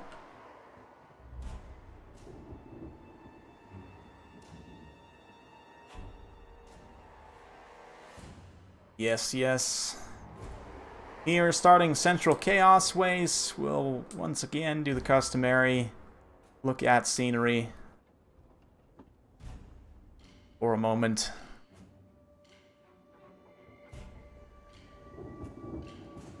Man, this Chaos Waste looks so tame compared to what we've seen so far from Game 3. Like this, like, all sad Game 1, like... I mean, don't get me wrong, it still looks great. But definitely a difference.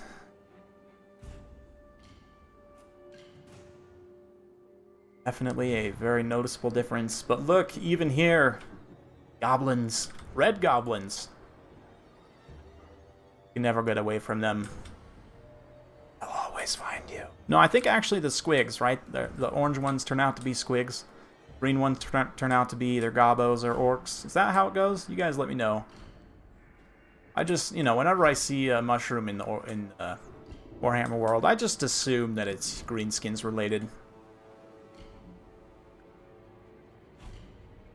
Depends on the type of stream, to be honest. Yeah, I can see that. Definitely.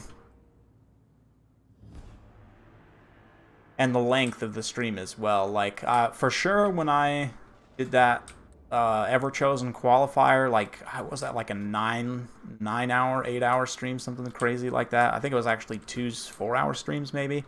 That, over the course of that day, I probably burned like 1,200 calories streaming.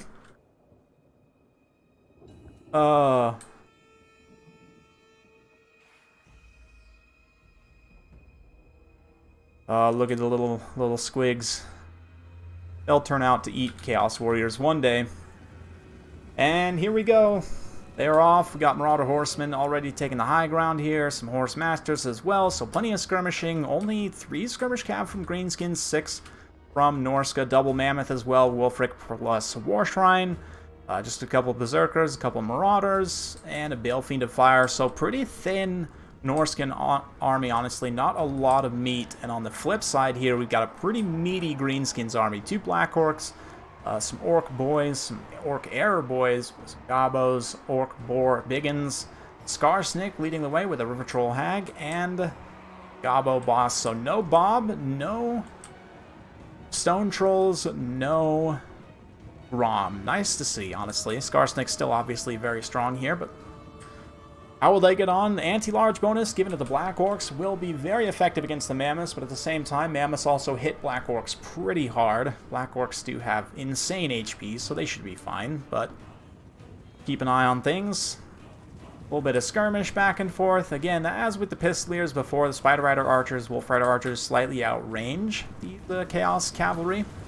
Not going to out-volume them, certainly, but if they try and take advantage of that range and like play off these infantry support as well, Orc Air Boys can now fire in here and kind of contest this skirmish.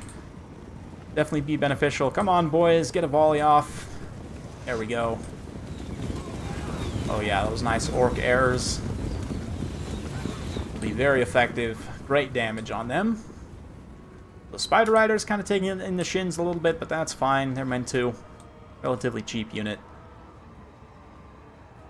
What do we got, though? Both players kind of sizing each other up on the offensive here. Nice Burning Head, going to start off the fun, ripping apart. Must have been Overcast, just destroying one Orc Airboy. Not completely, but yeah, doing like half HP damage and killing 8 models. Unfortunately, does not overrun into the other Orc Airboys, but might actually clip these Orc Boys and Black Orcs here, which is nice. And looks like may also hit... Nope, doesn't quite hit the Mangy Marauders. That's okay. But, yeah, Mither, Spirit Leech, Fermented Fungi, all used here on Wolfric the Wanderer. I'm not sure about the Fermented Fungi so early. I do feel that was a little bit of a premature cast right there, because it doesn't look like the Enrage went off just from the Spirit Leech alone. And, you know, the Bowfire here might be enough to proc the Enrage, but, yeah, unfortunately, none of the Enrage benefit was... Oh, and Giver of Glory gets popped on Wolfric the Wanderer. Fire damage coming in, the debuff on the River Troll Hag, and she just gets canned immediately.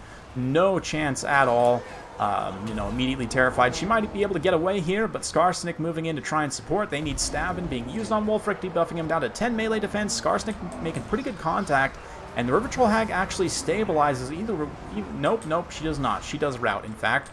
Another Burning Head in the back line, disrupting those Orc Airboys. And if we take a kind of wider arc here, you can see the Norskins losing over here pretty heavily on the infantry fight, but actually trading well over on this side. Yeah, Berserkers into Goblins is a pretty ideal situation for them, although they are taking quite a bit of skirmish fire there. Speaking of which, though, Wolfric also taking the heat from the Daka line, just getting absolutely excoriated by arrows here, has to maneuver away, try and chase some of those skirmish cav in the back line, terrify them, leaving the Mammoth to do the main heavy lifting. Skarsnik got stepped on by the Mammoth, but he should be able to come back from that terror. Let's see here, Gobbo Big Boss now the one at risk, but all this time, these arrows are plinking away. Law being popped as well now. But Norska's pretty well ahead on the balance of power due to the character situation. At the same time, though, Wolfric kind of getting a little bit cornered here, and I'm not sure what these Boar Boy Biggins are doing exactly. I don't think they have an attack order on anyone, but yeah, a little bit missed on that wah timing, but still do get into those skirmish cav. And Norska all of a sudden swinging back. Wolfric's going to go down here, no doubt. He did get one cast of the boat off in time, but it looks like the Firecaster also going down. Balefiend and the Greenskins, very quick turnaround. All of a sudden the War Mammoth gets routed off. Balefiend's gone. Wolfric's down. River Troll Hag comes back, and just like that, Greenskins turn it around. Very big swing on the balance of power. Norska's still got this massive skirmish cav contingent, but kind of what I was worried about, just a little bit of a thin army, kind of the meat of the Greenskins here. Both Black Orcs still good enough HP to definitely make a difference here, and a lot of the armor-piercing damage is just gone for Norska. The skirmish cav can only do so much for you without other kind of bigger, harder hitting elements to really give some punch. Berserker's being cleaned up in the center here, and yeah, Dactor's going to go ahead and withdraw there, so Void Lulls gets the win on the first. Yeah, Greenskins versus Norska. Good stuff. Whoops, totally just bypassed the, my apologies there on the army value. We can perhaps go back and look at that in just a minute here. But, yeah. Hag got slapped, but in the end, it didn't even matter. Went so far, got slapped so hard, but in the end. Alright, so we'll get the scoreboard updated. Bulls taking the victory on that first one. Of course, best of 5, so there's still plenty of games left. Let's now switch on to one more Chaos map, just because hype, you know, and we'll go Southern Chaos Wastes. I can find it here. There it is. GG indeed. That was a nice back and forth there. Norska just getting a little bit split up, and as a result, kind of getting picked apart piecemeal. That Greenskin Skirmish Cav just so strong again. As we saw there, able to hold off a superior force of Norskin Missile Cav. Yeah, the double mammoths is definitely pretty good there, but I think could have benefited definitely from some skin wolves as well.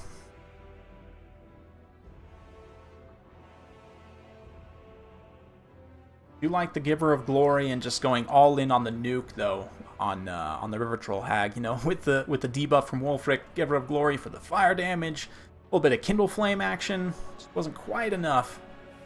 Didn't have enough depth to follow up and chase her off. Like, it really needed to get a shatter on that initial engagement. So, yeah, maybe a little bit wider. I don't know. Just the 2 mammoths is so expensive to try and take enough width, in my opinion. But, yeah, I really hope Norska gets a little love as well. Not quite as sad as Beastmen, but pretty close. No Caster Lords, at least in multiplayer. Dactor goes Chaos. He's going to ban Counts and Pirates. Void Lulls goes with Wood Elves. So another classic matchup. One that I've definitely played quite a few times over the years. It's definitely gone in a lot of different directions, but right now I feel like, as ever, Big Bird's very strong option here. And, you know, honestly, there's a lot of things you can do, potentially, but worst faction in the game right now? It's hard to say, you know, honestly. I wouldn't give it to either of the undead factions. Tomb Kings are in a pretty weird place right now, but I think, I don't know, maybe actually Tomb Kings. I just, you know, my anti-undead bias won't allow me to put them dead last. I don't think it's Beastmen or Dark Elves, though, either. I don't know. I'd have to actually sit down and think about it. I am planning on doing a tier list soon. I've had the data to do one for a minute, but I just haven't, with all the Game 3 stuff going on, I haven't had time. But I am going to get around to it sometime next month or so. Just in time, probably, for a DLC. Hopefully. You know, actually, that's even better motivation for me to try and get the tier list done. Because obviously, as soon as I make the tier list, they'll announce the DLC. Because that's just my luck, right? Oh, Wood Elves mirror is a weird one. That's I don't like that mirror very much. It's a strange one. Norska, I don't think so though, because Norska's like really good in certain matchups. Maybe it is actually Tomb Kings, because just thinking about Tomb Kings, like advantageous matchups, I don't really see any matchups that are actually like favorable for Tomb Kings. I don't know. What do you guys think? The fear is definitely a thing, but just I don't know, they're different from the other undeads. I feel Counts are probably the strongest undead right now, weirdly enough.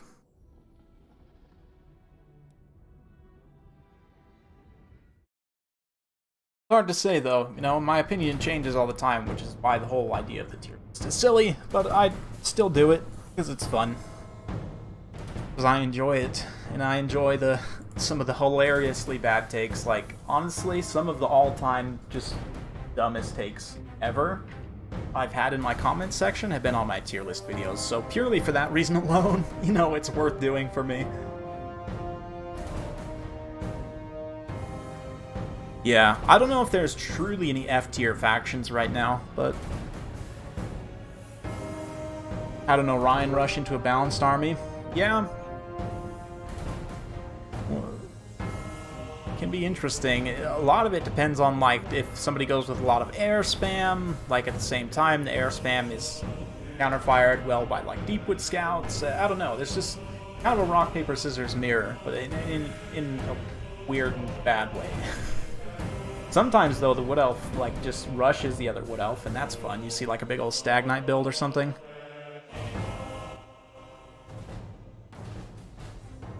Would you rank Dawi as a bottom tier faction? No, I'd rate them as pretty solidly mid tier. Like they actually, Skaven is seen as the worst matchup for them, and I would probably agree with that. But even still, like in the past month or so, I've seen a couple of Dawi victories over Skaven. Like it's not impossible to win, right? So I don't think Dawi are that weak.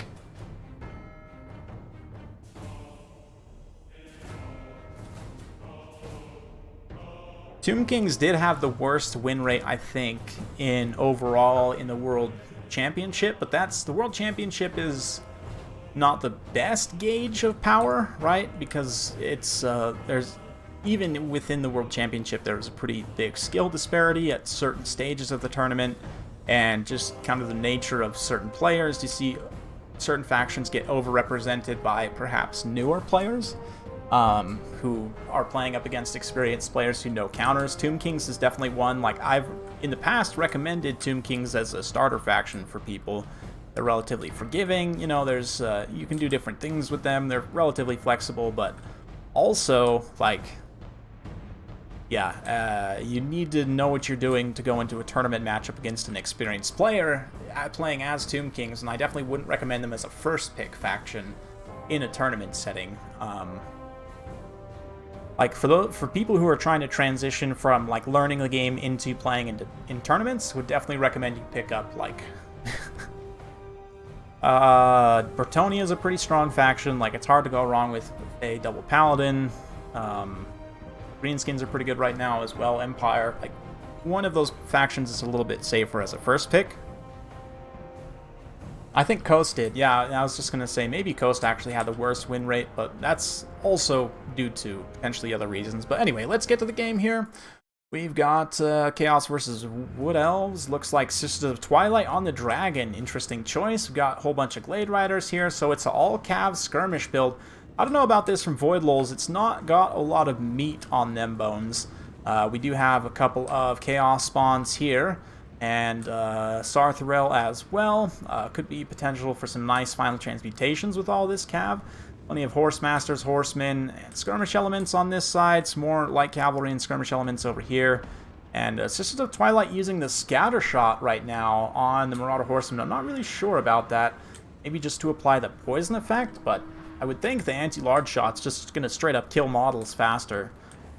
I don't know, though. We'll see. Sisters of Twilight do deal magic damage with their bows, right? Yes. No, only with their melee attacks, actually. So they can do a little bit of damage to Big Bird, potentially. We'll see. Coast used to dominate. Yeah.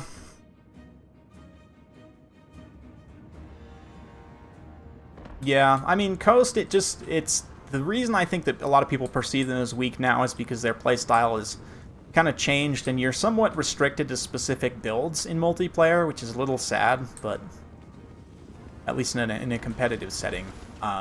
And even then, like, I don't know, there's just some weird matchups for Coast now, but I'm fine with them being low tier for a few patches. They were literally top tier ever since release, like, for most of the life cycle of the game, but right now, Dactor's taking damage on his Marauders Horsemen, which is not ideal, but at the same time, he's not getting too overextended and just getting absolutely nuked in any one place.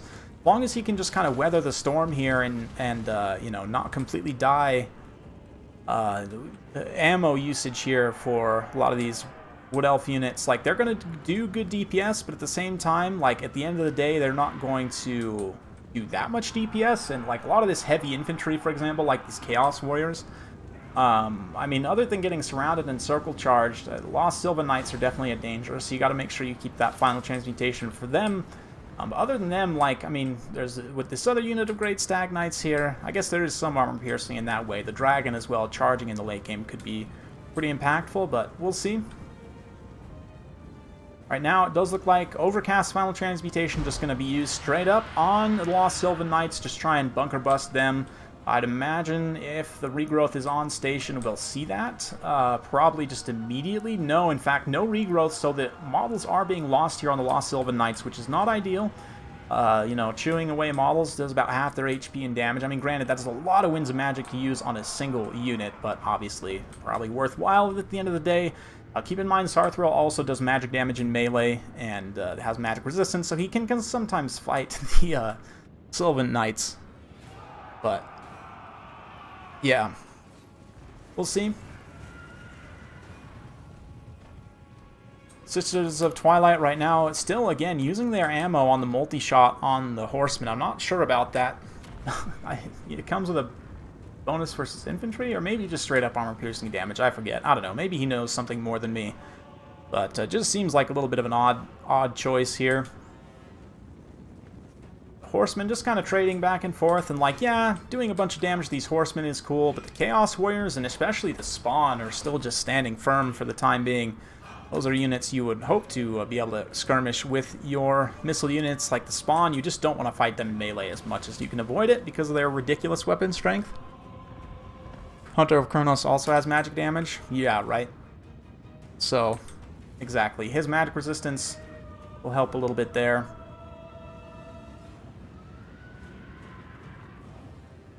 Yeah, the RWAR Wild Riders, what you're talking about, right? The Hunters of Kronos. I had to actually think about it for a minute, but yeah, we'll see. Voidlulz is definitely taking his time here to kind of do this whole kite, but I don't know if it's actually going to work at the end of the day. Like, has he done enough damage to justify all of this?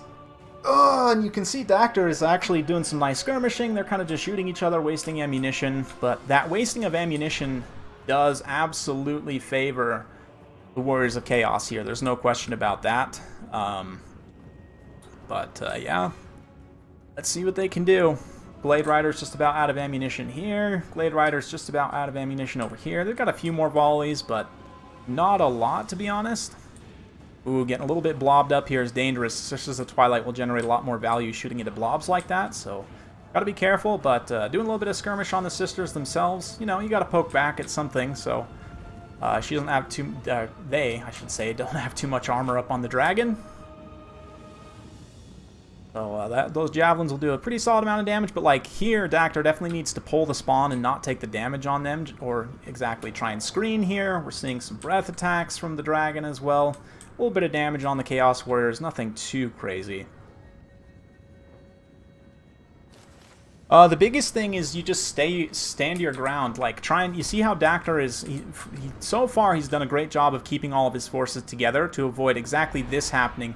You don't want to get charged and have your units get taken out piecemeal. So the thing to do in this situation, if someone's trying to kite you, is exactly what Dactyr's doing. Just hold your position. Make sure you're not taking the ranged fire on any of your important units. Like, you want to avoid that as much as possible, but a little bit of a hit and run charge from the Lost Sylvan Knights here. Barely any damage, but yeah.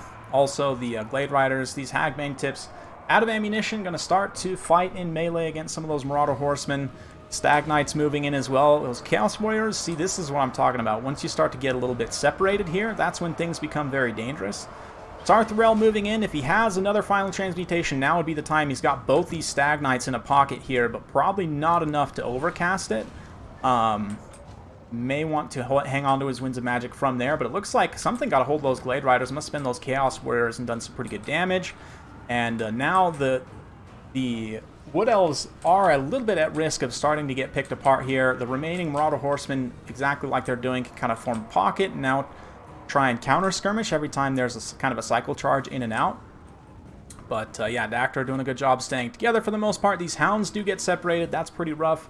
They're definitely going to be needed in the other parts of the battle, and you can see the Voidlulz is just going directly after them, right? he can kind of fulfill the attacking role through them. But oh man, we got a couple of Stag Knight models just caught up in the spawn here. That is unfortunate. They're going to just lose a few models for free, more or less. Yeah, which is pretty decent for Warriors of Chaos.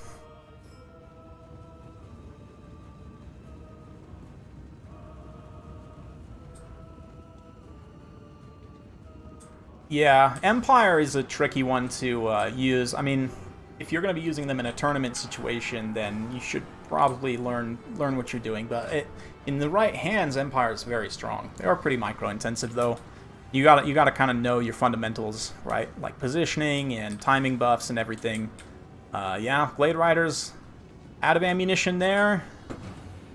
Pretty much out of ammunition here, so we're going to get to the melee portion of this battle in short order. But, ooh, looks like these horsemen might get charged here. They're going to pull back. A lot of the horsemen are getting routed away at this point, which is not super ideal, but just hanging on to his winds of magic here. Sarthril, the Everwatcher. Getting some routing units chased away here, and anytime he gets one of these units routing, basically the idea here for Void Lulls is just immediately swarm them with your mobile units and, you know, not allow them to recoup. As long as he's chasing non-shattered units, that does count as attacking still, right? So he can continue to just kind of patiently whittle his way through this army without really risking too much, you know, in open combat here. But at the same time, there's still some Marauder Horsemen left to keep counter-skirmishing. You know, he's letting Sarthril also regenerate with Winds of Magic for another big potential final transmutation. In that late-game Cav blob could be absolutely devastating. So, I mean, again, after all this time, the balance of power is basically still dead even, right? So, nice side shot throw through those Warriors of Chaos. Beautiful, perfectly placed breath there. You know, the last one was not quite that good, but probably got, what, one more breath left in the tank? And these Marauder Horsemen getting slowly whittled away. So, Wood Elves are in a decent position, but at the same time, look at their army, man. Just like some tattered cavalry units all over the place. Some not so tattered, but some very, very tattered. And oh man, Sisters make a dive here. This is risky. Sarthril gonna pop his charge animation, and he will make contact with these Blade Riders. Oop, maybe not. Somehow they got away from him. Honestly, pretty impressive. But these Blade Riders here are gonna use up the last of their ammunition. Terror does kick in for the Horse Masters, which is pretty unfortunate. But Arrow of Kurnos looks like it was used there.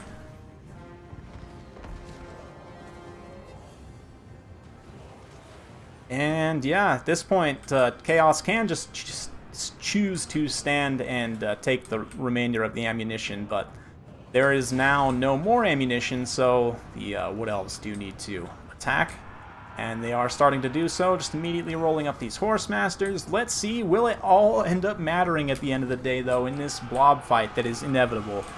Yeah, Spawn just holding right now. You can see these Blade Riders are just not going to do much. They actually do a little bit of damage, to be fair, on those Chaos Spawn. And the Breath Attack does finish quite a few of their models as well, so pretty nice Breath Attack placement there. Might have done a little bit Friendly Fire, but that's fine. I guess the poison in the late game here from the multi-shot can actually be pretty helpful, as the Wood Elves have to fight in melee now, debuffing the weapon strength of all these Warriors of Chaos units. Chaos definitely taking some damage. Wood Elves are creeping ahead on the balance of power, but it's ever so slight. And Sarthril also still just completely healthy at this point, and oh, that charge is just rough for the Blade Riders. Continuing to heal those Stag Knights as much as possible. I think the Sylvan Knights are maxed. Yeah, they're maxed on healing, so it's really only getting this other unit of Sylvan Knights, or the Stag Knights rather, but here we go. Side charge in, and this looks like it's going to be the final push. Will we also see a final transmutation is the question. Does look like he pops that Overcast Final Transmutation. Unfortunately, does not get a very big blob with it, but even just getting Lost Sylvan Knights here is obviously going to be quite strong. Not a lot of healing left for them available, and due to the fact that they're taking HP damage, it's just going to kill a ton of models outright here. So, oh man, games like this are long and maybe not the most interesting to watch. Can be frustrating to play in as well, but Dactor is doing most things right so far. Still very, very close. Warriors of Chaos units, some of them starting to get terrified, which is a dangerous situation to be in, but the Sisters of Twilight also taking a ton of damage from Big Bird as he moves in to fight them in combat. You know, he's got 440 weapon strength and magic resistance. They deal magic damage in melee and have physical resistance, right? So melee engagement actually heavily favors Sarthrel. As long as he has support units to fight on top of, he can try and finish this thing. And yeah, things are all of a sudden not looking great for the Wood Elves as the Sisters of Twilight just take tons and tons of damage. Oh man, if they rout here, yeah, you can see the balance of power starting to tip. Now all Sarthrel needs to do is go over and finish off those Sylvan Knights, and that's probably game. So even though I would argue Voidlul's played this very well, Dactor also played this very well. Textbook, you know, how not to get kited by an all-cav build. And ends up, in the end, in a pretty commanding position here, having just completely weathered the storm. So, the Wood Elf Cavalry going to reform here. Sisters of Twilight do get their healing proc. And now the Wood Elf Cavalry flowing in once again. Some of them are going to detach to try and pursue some of those routing units. Looks like we're going to kind of form up for another big timing push here. And Sisters of Twilight, I'd imagine, just going to go straight after Sarthrel. Yeah, that's the best option. Just go straight in to try and take advantage of that charge bonus, but they didn't even get a hit on the charge there. That is most unfortunate. You can see Sarthrel really not taking much damage at all. The cavalry all charges in now, but the terror also a problem for the Wood Elves as many of their units begin to rout from that. Yeah, the healer also taking some damage here. Big Bird going directly after the Stag Knights, trying to finish off their models. Definitely understand that, and it does look like the Great Stag Knights are gone. Sylvan Knights, I believe, are gone as well. I think they all just got straight up killed.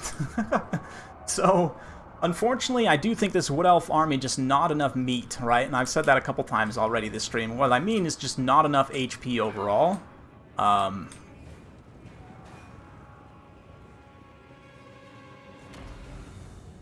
But, yeah, I mean, this is pretty rough situation looking like for the Wood Elves. They're going to try one more kind of rinse and repeat charge here.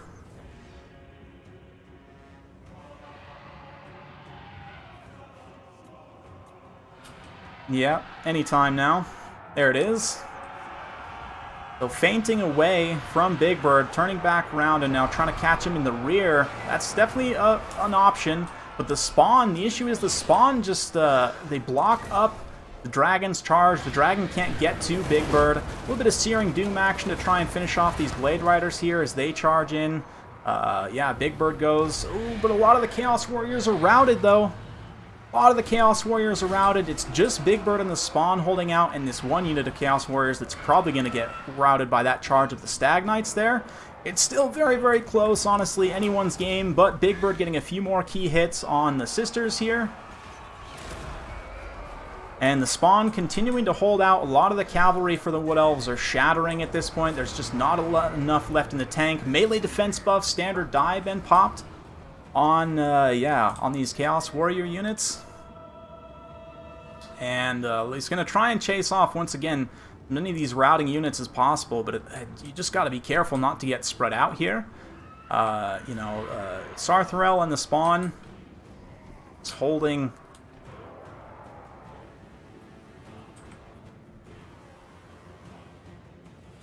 Yeah, not chasing these other Chaos Warriors over here as well. Potentially a mistake. We'll see if they can come back. Ooh, the one spawn goes down there. Big Bird. Nice rear charge from the Sisters. Will that be enough, though? Counter charge from Big Bird. He's going to come in, get a little bit of an attack there. Is that going to be enough to finish off the Sisters of Twilight? Did they just get another healing proc? Oh, no, but they're going to go down below 355 HP. One more hit from Big Bird should finish it, and they do go down. That's going to lead to army losses. Big Bird just finishing it himself. Like, you know what? This is all fun and games. You know, Tzeentch enjoys your games, but playtime is over, and Big Bird coming in with almost 5,000 damage value.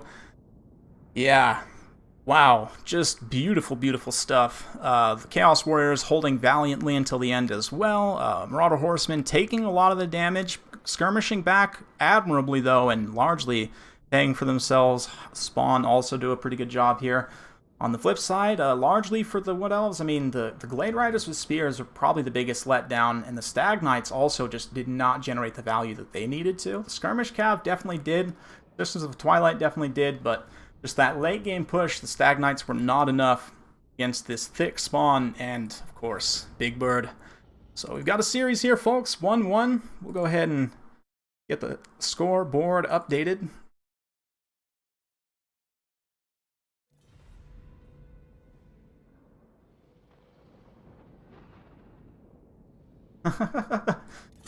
Yeah, the sisters were dancing instead of fighting, he says. Very true. Okay, so let's go to the next map here.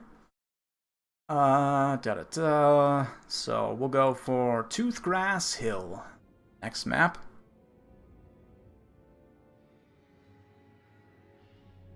Too much KFC. Yes, exactly. Oh, exactly. Too much KFC. Speaking of which, I'm kind of hungry. I probably have to eat something after the stream.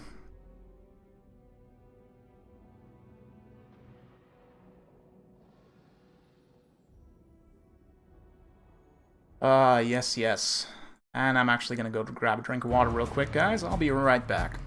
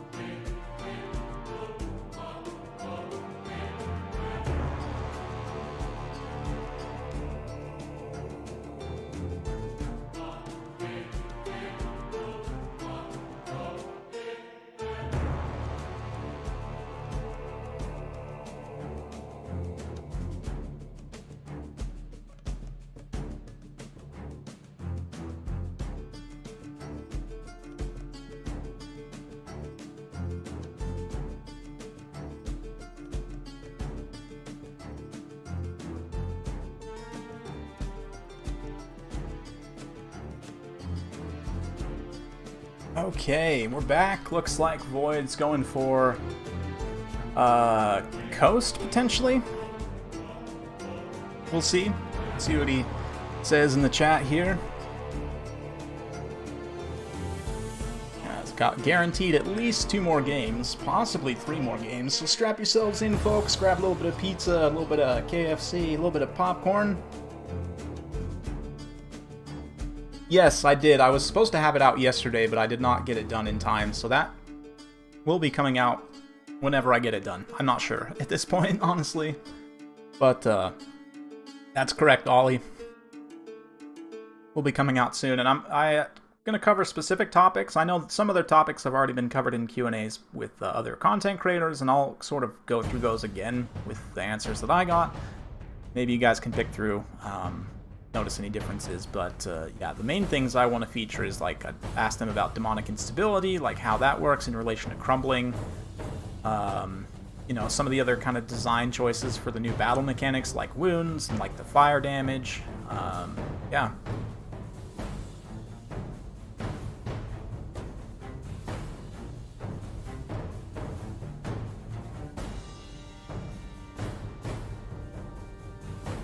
All that will be coming. A little bit about multiplayer as well, a little bit about domination battles and kind of co-op survival.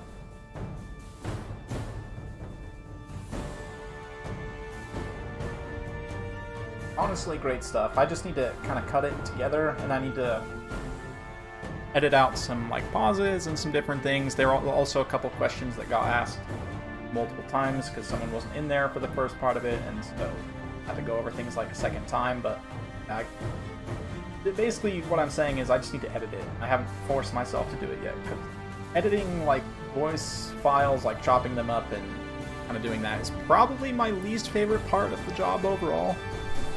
I honestly don't mind other parts of it too much, but yeah, that's very tedious in my opinion. So if I were making a little bit more, I could justify hiring an editor, but I am not right now.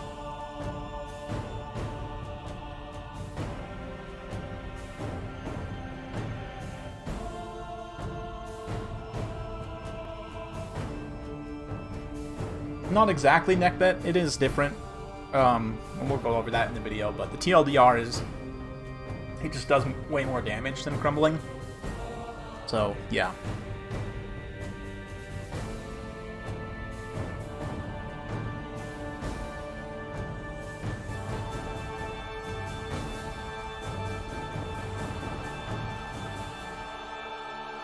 Right, where's Taco when you need him, for real? Good old Taco, he's a good dude. Alright, so Voidlow's actually going counts, banning Wood Elves and High Elves, and Doctor's going Dark Elves. So you ban 2 of the Elves, and there's still 1 Elf option open, of course. Elf option open, that seems like it's fun to say for some reason. Oh, that's a good one, Optimus.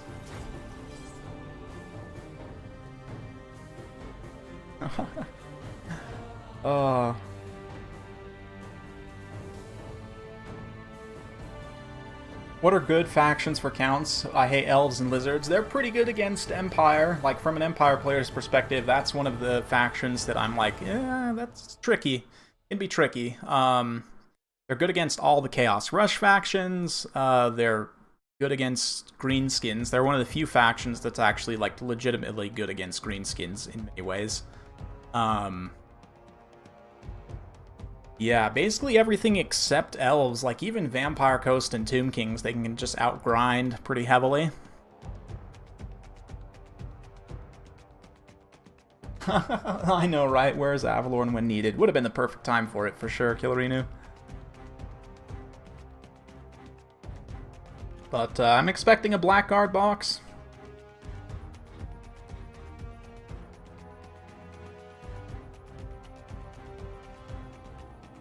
Yeah, the joy of picking Vampire counts in a tournament setting, unless they've already played one of the 3 Elves, right? Like, if you can bait one of the 3 Elves out early, then you can pick Vampire counts and ban the other 2 Elves, and you'll probably just play Lizardmen, right? So,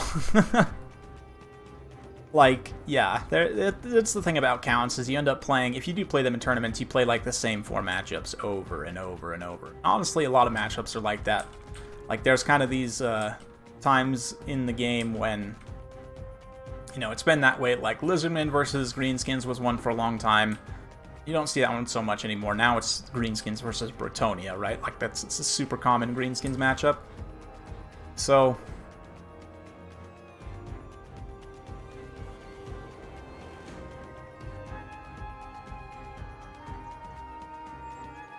some Fear Spears.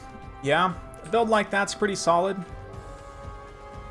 Most Vampire Counts players won't go very cavalry focused here. Like, pretty much as long as you can kill everything except the Blackguard, you can probably kill the Blackguard with army losses. That's kind of like my philosophy when I play against them, right? So I even with, you know, just shock cavalry, like grinding stuff down, you play your cards right, you can even still beat Blackguards, right? So that's just my anti-undead bias and my heavy cavalry bias, you know, speaking, but Beastmen versus Greenskins. That's a fun one for sure. Definitely can be interesting.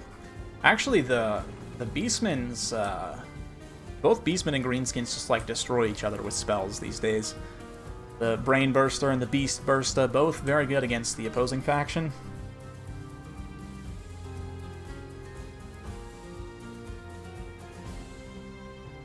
Who didn't expect Wind of Death? Ah, cheeky Wind of Death can sometimes be the winning factor against the line of halberds.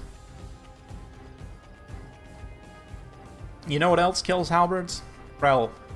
Krell kills halberds. Like, you summon Krell in the middle of a bunch of Blackguard and he'll probably kill the unit outright. Anyway, looks like these guys are off and going. We've got a Karstein Lord flying forward already. So, looks like, yeah, anti-air Karstein Lord here. The Dark Elves did not scale very heavily into the air, just this one unit of Harpies that's immediately going to get nuked and taken out there, but another unit of Harpies kind of following up. Might get some damage, but he did get the melee defense buff and the damage resistance buff there, so nice to see. We do have Mom Rathy, a couple of Canine Assassins, a couple of Black Guards, a Hydra, double Hydra, 3 Blackguards, double Hydras. This army even, it's above model count, barely. That is very interesting. Hey, coming in with the 5er, assuming Chaos gets reworked in Game 3, how would you fix Aspiring Champions? You know, I actually kind of like where Aspiring Champions are right now, weirdly enough. Like, you could make them more expensive and make them more powerful, but for the costs that they are right now, there are actually matchups where they're decent, like Skaven, for example, because their stats are actually high enough now. Like, they gave him a minor buff a couple patches ago. One thing you could do, though, is maybe give them just like 1 or 2 bound abilities, like 1 charge of 1 bound, like buff or debuff spell. Wouldn't make that big of a difference for them, and it would definitely make them a little bit better, especially if it's kind of a low impact, you know, like Soul Blight or something that's not like a really super impactful buff or debuff. I don't know, you know, maybe like a Glittering Robe or something, I don't know, just something. Or being able to give them different marks would be pretty cool. But anyway, back to the Chaos build, or Counts build. We've got a Coach here. We've got Chill guys. We've got Graveguard with great weapons here. We've got, Necromancer on a Corpse Cart, stroking his Forbidden Rod. Interestingly enough, the Karstein Lord's actually taking significant damage from these Harpies, and not until he gets his Blood Tempest back is he going to actually defeat them. Taking some damage for free there initially, and meanwhile the zombies are getting ground down, ticking ever closer to the dreaded, Murderous Prowess. But a nice use of the Flock of Doom here. That's an interesting choice, I guess. Rather than Wind of Death, you just invest your Winds of Magic into Flock of Doom here to dealing damage to these halberds, and maybe that'll work over time. I mean, they already have taken a little bit of work here. Graveguard's still just chilling over there on the side. The actually chasing with these chill guys is a little bit awkward to try and chase flying units off with a ground unit. You can sometimes, but... Ooh, Hydra's gonna breath up into the air. Nope, looks like he canceled out of it. Yeah, it's a fair amount of magic you had to use. It's true. It is true. Save your breaths. Save your breaths, Stactor. You're gonna need them. Oh yeah, and the Black Coach just charging straight into the front of Blackguard. It's not gonna be great here. Would make a joke, but I'd probably immediately get canceled. Anyway, Marathi here with the Hydras, just kind of standing firm, not really getting too overextended, which is the right thing. Another Flock of Doom comes in, this time non-upgraded, only hits 2 of the Blackguard, but still, again, nice kind of DPS over time. There's no Mortis effect, but it could be a very similar type of situation. But the Harpies did come back, actually. We're not able to get chased off by the ground unit there. And the Blackguard is continuing to grind through. It does look like Murderous Prowess pops pretty early here, though, kind of before the main engagement happens, which is not ideal. Oh, nice side-shotting Fire Breath, though. Gets a pretty decent chunk out of the Konigstein Stalkers. That was not the Sternsmen. Probably want to see the other breath attack be used on the Sternsmen, but still. Yeah, you see how Void's just kind of slowly feeding his zombies in here? He's not actually taking the full melee engagement while... that breath attack's just going to be a complete miss up in the air there, unfortunately. But he's just kind of slowly feeding in the zombies to avoid fighting with that Murderous Prowess active, which is definitely smart, you know, that extra melee attack and the extra leadership means the Dark Elf units, especially Blackguard, I mean, 45 attack for a Halberd unit that's not chosen, basically, is very good. And, you know, good weapon damage as well, so they can definitely make use of it. Doombolt from Marathi going to be used on the Chill guys. Nice way to kind of deal a little bit of magic damage to them from a distance. Heals a few models, about 5 models there. Yes, it does appear that he fed those zombies in that weird engagement early on just to try and... What was that? Black Dragon Egg? I haven't seen that item in a minute and a half. That's interesting. Second Breath attack does hit the Sternsmen, kills a few of their models as well, so both players kind of chewing on each other a little bit here, but yeah, getting rid of that Murderous Prowess so early on in the battle will be pretty advantageous. Is there Corpse Cart support? Yes, there is Corpse Cart support, so that is the appropriate situation here. And yeah, there's just Gaze of Nagash, interestingly enough. But that Overcast actually did take some damage. Overcasting and summoning Skeleton Warriors. Interesting play. Thing about the kind of small build nature of the Dark Elves here, though, is that the Graveguards and the Flock of Dooms, if they do start to run out of infantry support, this blob's going to have a little bit of a hard time in the late game. I mean, there's not a lot of really good, strong punch. But another Flock of Doom there. Will we see the Web of Shadows from the Canine Assassin? They do both have Web of Shadows, I would imagine. Now would definitely be a pretty good time for this guy to use his, since he's kind of got the kill guys sort of around him, but it looks like they're going to move out of range of set ability. Black Coach just kind of cycling in and out, and the Counts are kind of grinding ahead slowly, but at the same time, the Hydras are both still completely healthy. There's not a lot to threaten the Hydras, actually, now that I sit and think about it. I mean, leadership is the main thing, right? So as long as Morathi and the Canine Assassins can kind of maintain, but oh man, dangerous situation for the Corpse Guard to be in. Maybe not, actually. Could have been pretty dangerous if all of the Canine Assassins and Morathi and the Hydra had all moved in. They could have probably finished the Necromancer there, but nice Soul Stealer over here. There's the Web of Shadows as the Chill guys charge in. Yeah, gotta make sure you keep those Hydras together as much as possible. Another Black Dragon Egg being used. So the blob is forming. A lot of the blob support is gone, though. Only one unit of Blackguard remaining, and they are quickly evaporating. So yeah, Voidlull's kind of giving a textbook example of how not to just walk into a halberd box, which is nice to see. Will it end up mattering? I mean, there's still, like I said, all these healthy single entities, and all it takes is just getting caught in between multiple of them. And you see, like, the Black Coach here, for example, just getting absolutely destroyed. How's Morathi feeling? She's feeling fine. Another Web of Shadows here, hitting literally every single unit just about in the Vampire Count's army, which is absolutely brutal. Insane value there. Morathi's also got plenty of Soul Stealers left, so you know, this is actually still anyone's game at this point. A lot of it comes down to kind of animation RNG, a little bit of leadership RNG as well. This is not great, though. Canine Assassin getting taken out here very ignominiously by the Necromancer. There's actually two Corpse Guard Necromancers here. I didn't even realize. Shows how much I'm paying attention. The other Canine Assassin's going down as well, so the Canine Assassins are definitely the squishiest aspect of this kind of box here. But another Soul Stealer being popped. Just don't know, you know, with everyone kind of getting separated here and fighting individually, the Hydra definitely needs to stick close, but there's a lot of undead support left. I don't know. Oh, this is nice, though. If the Karstein Lord gets gooned here, he's going to take some damage from the Hydra. Canine Assassin pops the Assassin's Trophy on him. Now they can turn around and together focus on this Necromancer. Just the thing for Dactyr is he needs to, when he gets the opportunity, he's got to go 2v1 if at all possible. This Hydra's leadership's getting a little bit low, though, but Karstein Lord charges down again. Another Hydra charge into it. Corpse Cart is just absolutely bumping into everything.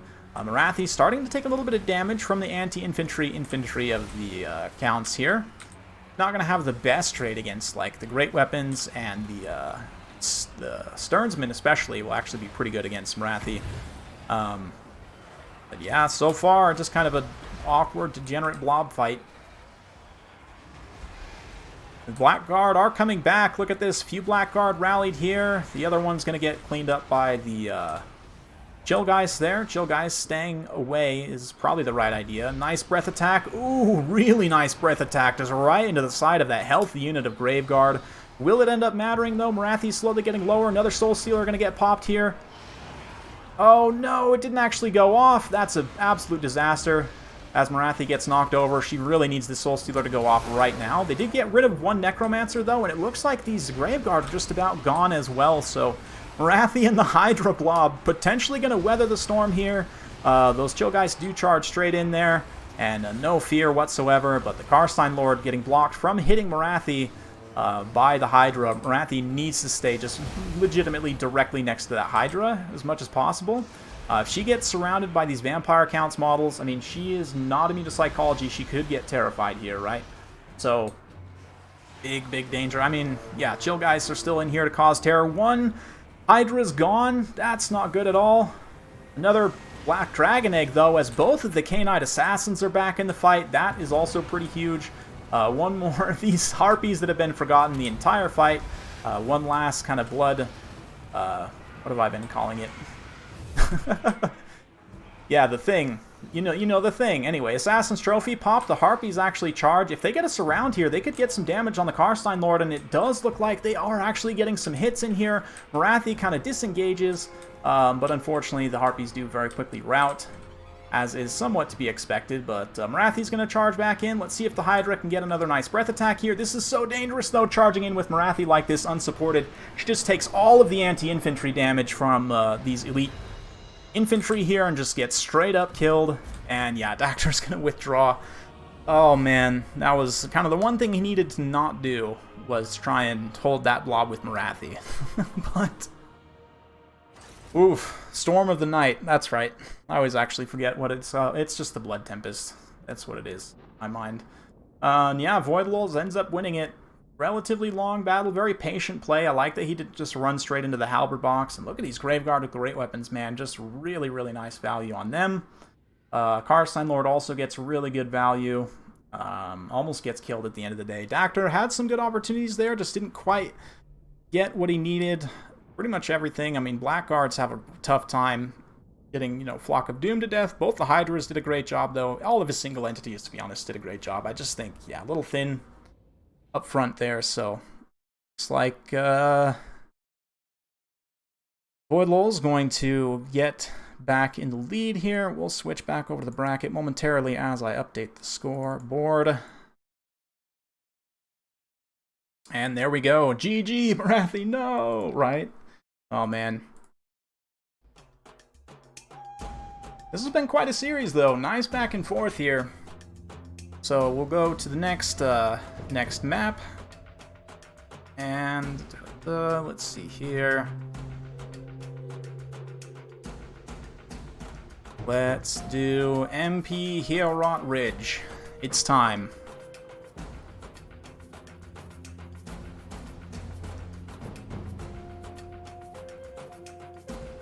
Yeah, that feeding the zombies early on from early Murderous Prowess pop is a good play. That's something that I've seen vampire counts do in the past.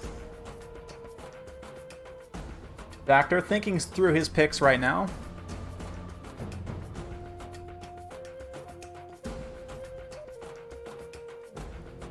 I think Lord of the Storm is his Colex ability, right? If I'm not mistaken, his Lightning Strike.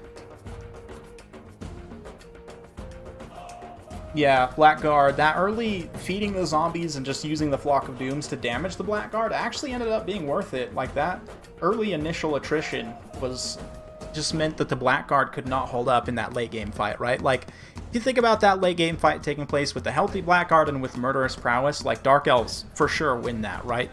But Voidlulz being very patient and kind of getting what would seem to be awkward engagements, but in fact, when you stop and think about it, are really smart engagements to kind of swing things early on. So I like it.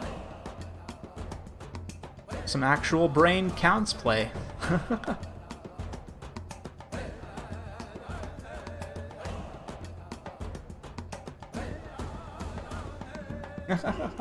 Oh, I'm not going anywhere, Fritz.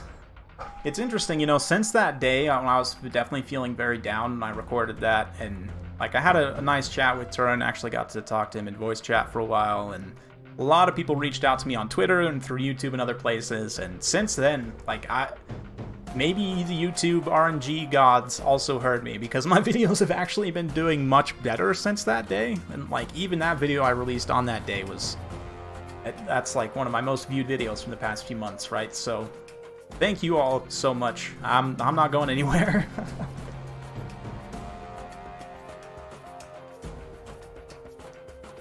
Yeah, Void is a super patient player. I mean, that's 100% true. Very good observation.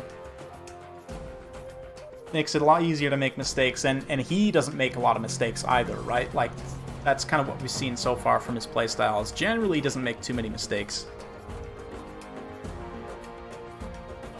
So far, the one lost to Dactor is just, like, not having enough steam. Like, Dactor played the counter kite perfectly, more or less, and yeah, Void just didn't have enough in the Wood Elf tank to win that one, but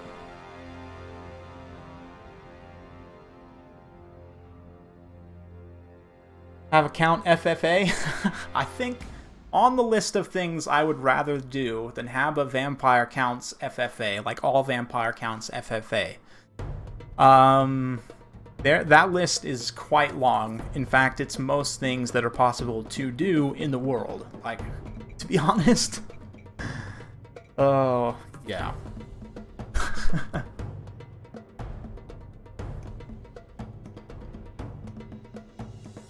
Oh, got some Wood Elves versus Bretonnia. This could be it. Dactor in a rough pick situation here. Yeah, Wood Elves ban Tomb Kings and Lizardmen, not realizing that Void has not picked Bretonnia yet, or maybe Dactor's prepared for this matchup. This is definitely one matchup where the Wood Elves, more so before definitely with their DLC, but they can pull some things out, right? Like, they can definitely surprise you to where if you don't prepare for example, like a mass flying missile units, right? Like, Hawk Riders, secretly very strong in this matchup. Dragon Breath attacks also can be dangerous, so like, you would think then, obviously, Pegasus Knights, but then you've got Tempest potentially on the flip side, so there's kind of some rock, paper, scissors here. Zotes are obviously quite good here. Yeah. Counts or Dare would be a good game. Yeah, Elhafa, I go through phases where I'm more and less interested in the game, and you know, we're in an interesting time right now where like a lot of people are kind of stepped away from the game temporarily, just waiting for updates, and you know, obviously everyone's waiting for Game 3 as well, so we're in a little bit of a downtime right now, it seems, but also opportunity to kind of look back and reflect, do some different things, still host tournaments, of course, in this late stage Game 2. Never, Hank.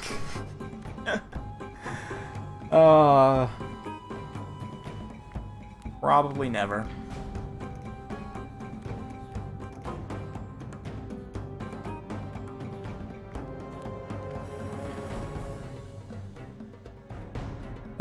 Yes, yes.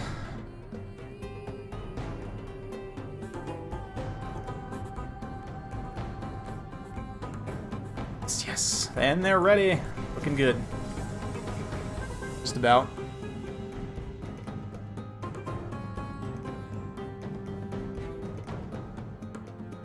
Oh, good stuff. Thanks for sticking with it, guys. We got potential last game here, and at most one more game after that, so yeah, I just wanted to say thanks everyone for coming out. We had a little bit of generous donations as well. Thanks again for that. Ryan G, and it's not showing me the other one. I apologize for that. Oh yeah, Ryan G on both, honestly. There it is. You have two really good questions. Good stuff. As far as prizes go, I haven't announced the prizes yet just because I don't know 100% what I'm going to be doing. But at the very least, the winner of each qualifier will be receiving some sort of prize, probably in the value of like 30 to 60 US dollars, and then probably like 100 to 150 for the grand prize winner.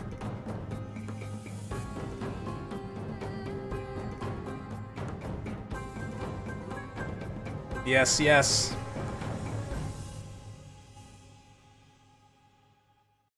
Excellent. One of my favorite maps here, MP Harriot Ridge. Yeah, Harriot Ridge. Harriot. I don't know. I always forget what it is. Harriot Ridge, I think. It's a cool one though. Very scenic, relatively well balanced. Got some interesting terrain options as well. Both kind of start out in a little bit of forest here, so you can sort of conceal your army initially.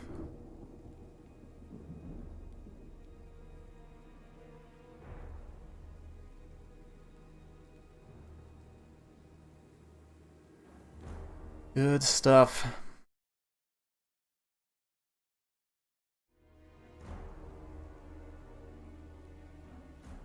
Because I love Counts so much, right? And you know, they took so much time out of their days to play that horrendous, you know, atrocity. And I haven't even looked at it, which really honestly makes me a terrible person. But, you know, I just can't even bring myself to view it. Anyway. We're just about there, folks. We'll get in here and have a look at the scenery once again, kind of chill out for a minute.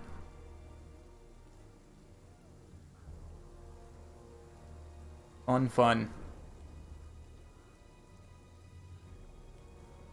Almost 5 p.m., man. Can't believe that. Time's flying. Started this at like 12. 5-hour tournament. Pretty solid, honestly. Pretty good run time. Not too long, but... Oop, there we go. Apologies about the adjustments there. But, I just... Sometimes I bump things.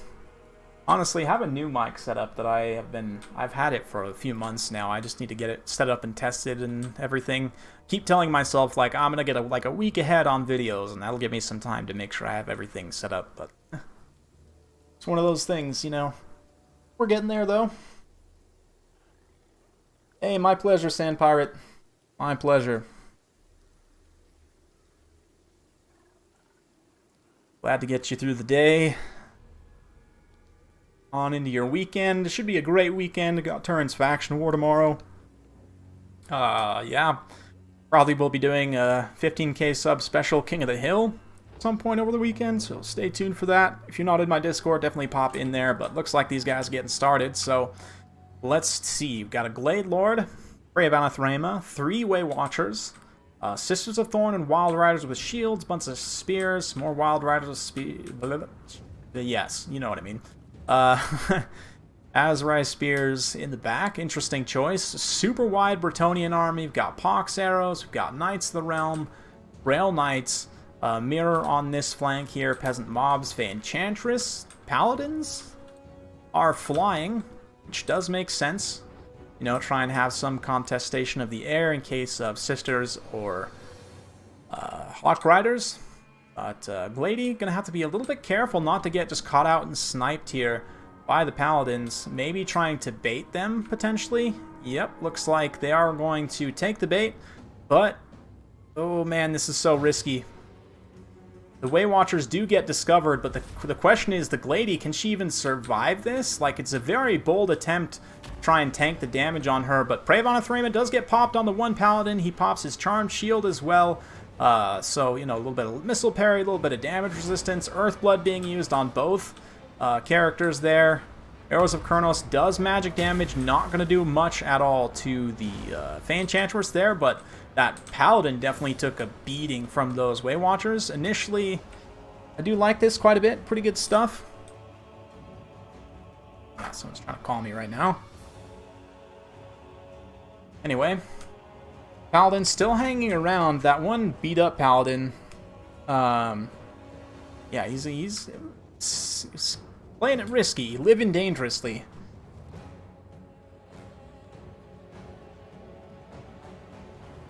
He's going to continue to get plinked here as long as he stays close. And, oh, the Fey Enchantress! Wow! She has physical resistance, but not enough. Guardian is not near enough to her. She just took like one volley right there from the Way Watchers. Almost finished her off. So people sleep on how strong Way Watchers are. They're still the strongest archer unit in the game, no question. And Peasant Bowman definitely going to feel that. Way Watchers do have to be careful about ammo expenditure. But yeah, Void's definitely been taught a lesson that he needs to keep these characters close and safe from said Way Watchers. Just pressure forward with the Knights and with the infantry here. Speaking of which, though, Way Watchers now going to open up on the Grail Knights. A little bit of damage. Voidlol's just patiently making his way forward with his infantry, trying to screen. Yeah, is allowing somewhat the Way Watchers to kind of pick and choose their targets without taking much return fire from the peasants, which is pretty nice. Ooh, that's unfortunate, though. Yeah, sometimes you give an order to attack a specific unit and they just choose to shoot something else, which is fine. But with the Cav kind of maneuvering away here, it does look like the Wood Elf Cavalry is going to come forward. Wild Riders, Sisters of Thorn looking to get some initial shock, kind of disrupt this very patient Bretonnian advance. Got to be careful, though. Glady, rather, kind of out on the periphery there in a relatively dangerous situation. More nuking of Peasant Arrows, Peasant Pox, Bowman. And yeah, the Waywatchers, nice command of the Waywatcher line here. Well protected by cavalry and spears, so the Knights could come just directly threaten straight up the pipe, which honestly might not be the worst idea, just to pressure forward with everything. But yeah, Glady taking a little bit of poke here from the Peasant Archers. So far so good, but the Waywatchers do have a limited amount of ammunition left. But the thing is, like, if you screen too far forward with these peasants, then you just risk them getting swept, which is... Ooh, the Wild Riders peel at the last second there. They actually could have maybe got home a charge there. But this Knights of the Realm also pretty isolated over here. Maybe maneuver these Wood Elf Light Cavalry out to try and keep them isolated and take them out. But this Paladin squad is within range to potentially come support here. More Waywatcher fire being used on the Peasant Bowmen. Again, limited amount of ammunition left, but each volley they do is going to deal devastating damage. Glady's got to be careful, though, if she gets caught out by the Grail Knights. Knights of the Realm out on the periphery. That is game blouses. And just in general, the Glady's a very squishy lord to have in this situation. Let's see. Both players playing very patiently, not wanting to make too many mistakes. Blade Lord, Arrows of Kurnos, side-shotting through the Spearmen at Arms. Doesn't really do a lot of damage. Probably should have waited and used that on the cavalry, honestly. You can kill models of Grail Knights and Knights of the Realm with that, but... yeah, Peasant Arrow is just content to sit back and trade for the time being. You think about, like, 3 of these Peasant... I guess 2 Peasant Arrows is 2.5 would be equal to 1 Waywatcher, right? So they literally have to kill quite a bit. Foot Lords are stock versus Wood Elves, yeah. Fey Enchantress is pretty tanky when she has the Guardian, but if she gets caught out, that is not great. And speaking of getting caught out, Lady here taking significant missile damage from the Peasant Arrows, has to be careful. She's kind of taking it on the chin right now, which is not super ideal, but... Wood Elves are just kiting for the time being, trying to take advantage of their missile units before the melee fight gets underway, which definitely makes sense, but yeah, definitely a mistake here letting the Glady just take this free damage. See, Voidlul's is keeping his characters well back and out of range, which is definitely the right call. The arrows, like the Peasant Archers, kind of screening for the mobs. I'm surprised, though, that he hasn't just crumped the mobs real quick. Like, one charge in and out from the Wild Riders should do the trick, right? So, Waywatchers coming forward once again. They're going to get another volley on these Peasant Archers. Oh, really nicely done there. That might be the end of that Peasant Bowman. A little bit of a heal as well, healing up the Glady. Wild Riders taking shots is definitely not ideal. Definitely not what you want happening. But, you know, as bad as it is to take the shots on the Peasant Archers, it's also not the worst. Like, it's definitely not taking it on the Knights, which is fine. It's anti-large AP infantry. Like, yes, on paper is good against the Knights, but in fact, if you just get good angles, side charges, rear charges, they are just light Wood Elves after all. They'll fall over relatively quickly. But, yeah, you can see just pushing the mobs away. Pushing the screen out. Doctor kind of running out of space here a little bit. He's got some more space to work with, but not too much more. Ooh, Waywatchers, good opportunity volley here on the Knights of the Realm. Solid damage, takes down 4 unit models, just 1 volley. Man, Waywatchers are just so strong. But yeah, these Sisters of Thorn come in here, crump these peasant mobs real quick, and then fall back. Definitely could have got a charge in right there. But I understand not wanting to get bogged down by the mobs, but where opportunities present themselves for you to just immediately nuke them, they really can't stand up to that. So, like, this mob over here should be done. And, yeah, like, even this central kind of position of archers, like, you run in, hit this mob, and you could even bypass with the other one and go start charging around, because all the knights are, you know, not in really a position to help support, but... Gotta be careful of the Glady, obviously. Getting gooned, you'd probably want to keep some mass nearby to help her from being completely killed by the Paladins.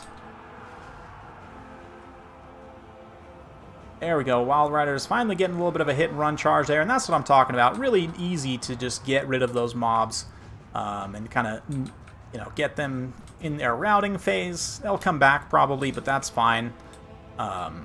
Get rid of the screen as much as possible. Fey Enchantress comes down to fight. The Sisters of Thorn, that's an interesting choice here. You know, the Sisters of Thorn can poison them, they can potentially cast some debuffs, and they also get now caught up in this block of Eternal Guards, which is fine. You know, the Fanchantress Drain is not hitting too many units at the same time, which is definitely good.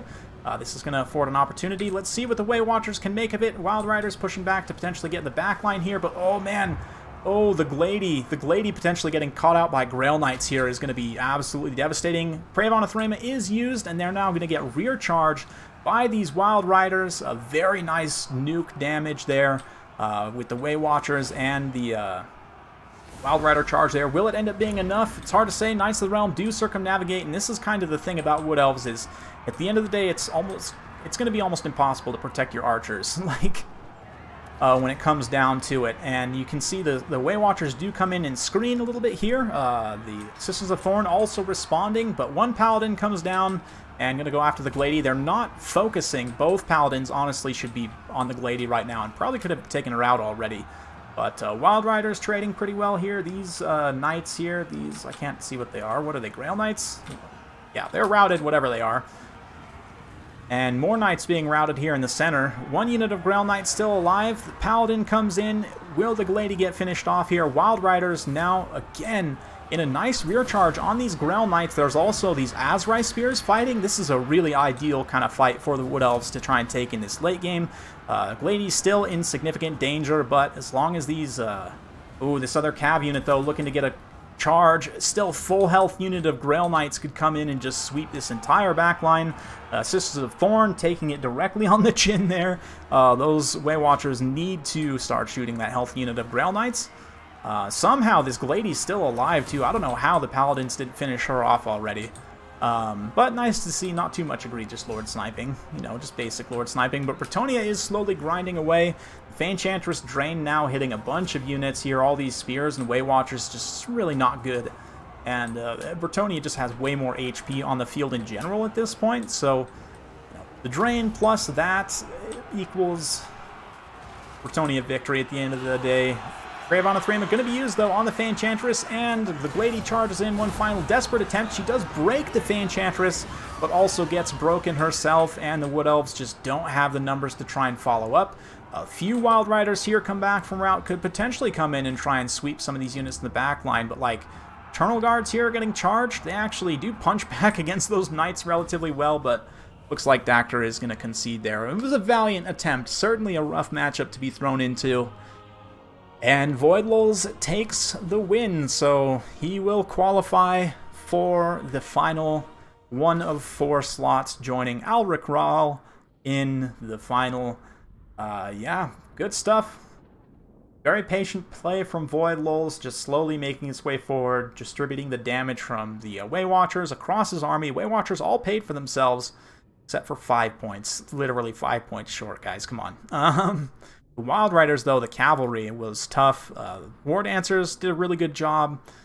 Eternal Guards generally trade pretty cost-effectively here, but yeah, the cavalry, it's a weird situation because you need some kind of mass. I almost wonder if you just trade these out for Treekin, maybe this works a little bit better, and just bring like 1 or 2 Glade Riders with Spears to try and countercharge, but I don't know. It's tough, for sure. It's a tough matchup. Knights of the Realm kind of get canned. Grail Knights end up being enough in the late game, though.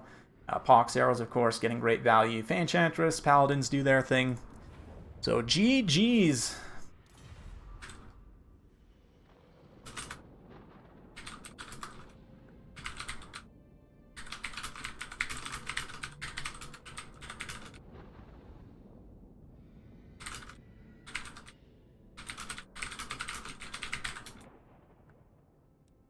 And thanks to Voidlulz, of course. Thanks to all the competitors for today. It's been an absolute pleasure. Yeah, you guys are awesome. I do this because of you. Honestly, the community, as I've said before, is the reason why I'm doing this. So thank you all so much for being here. Yeah, Voidlulz, aka Rooski Player, will move on. As we see on the bracket here, he goes to... I still need to create the graphic for the final, which I will be doing soon, but he will move on to the final alongside, like I said, Alric Rahl. So we've still got 2 more qualifiers for you guys to participate in. Probably like the 29th, the 30th, that weekend I may do one, and then again the following weekend, maybe like June 4th through 6th. I'm not 100% sure yet, but definitely stay tuned for all of that. Thank you all so much, and yeah, it's been a pleasure, real pleasure, guys. Thanks. Catch you later.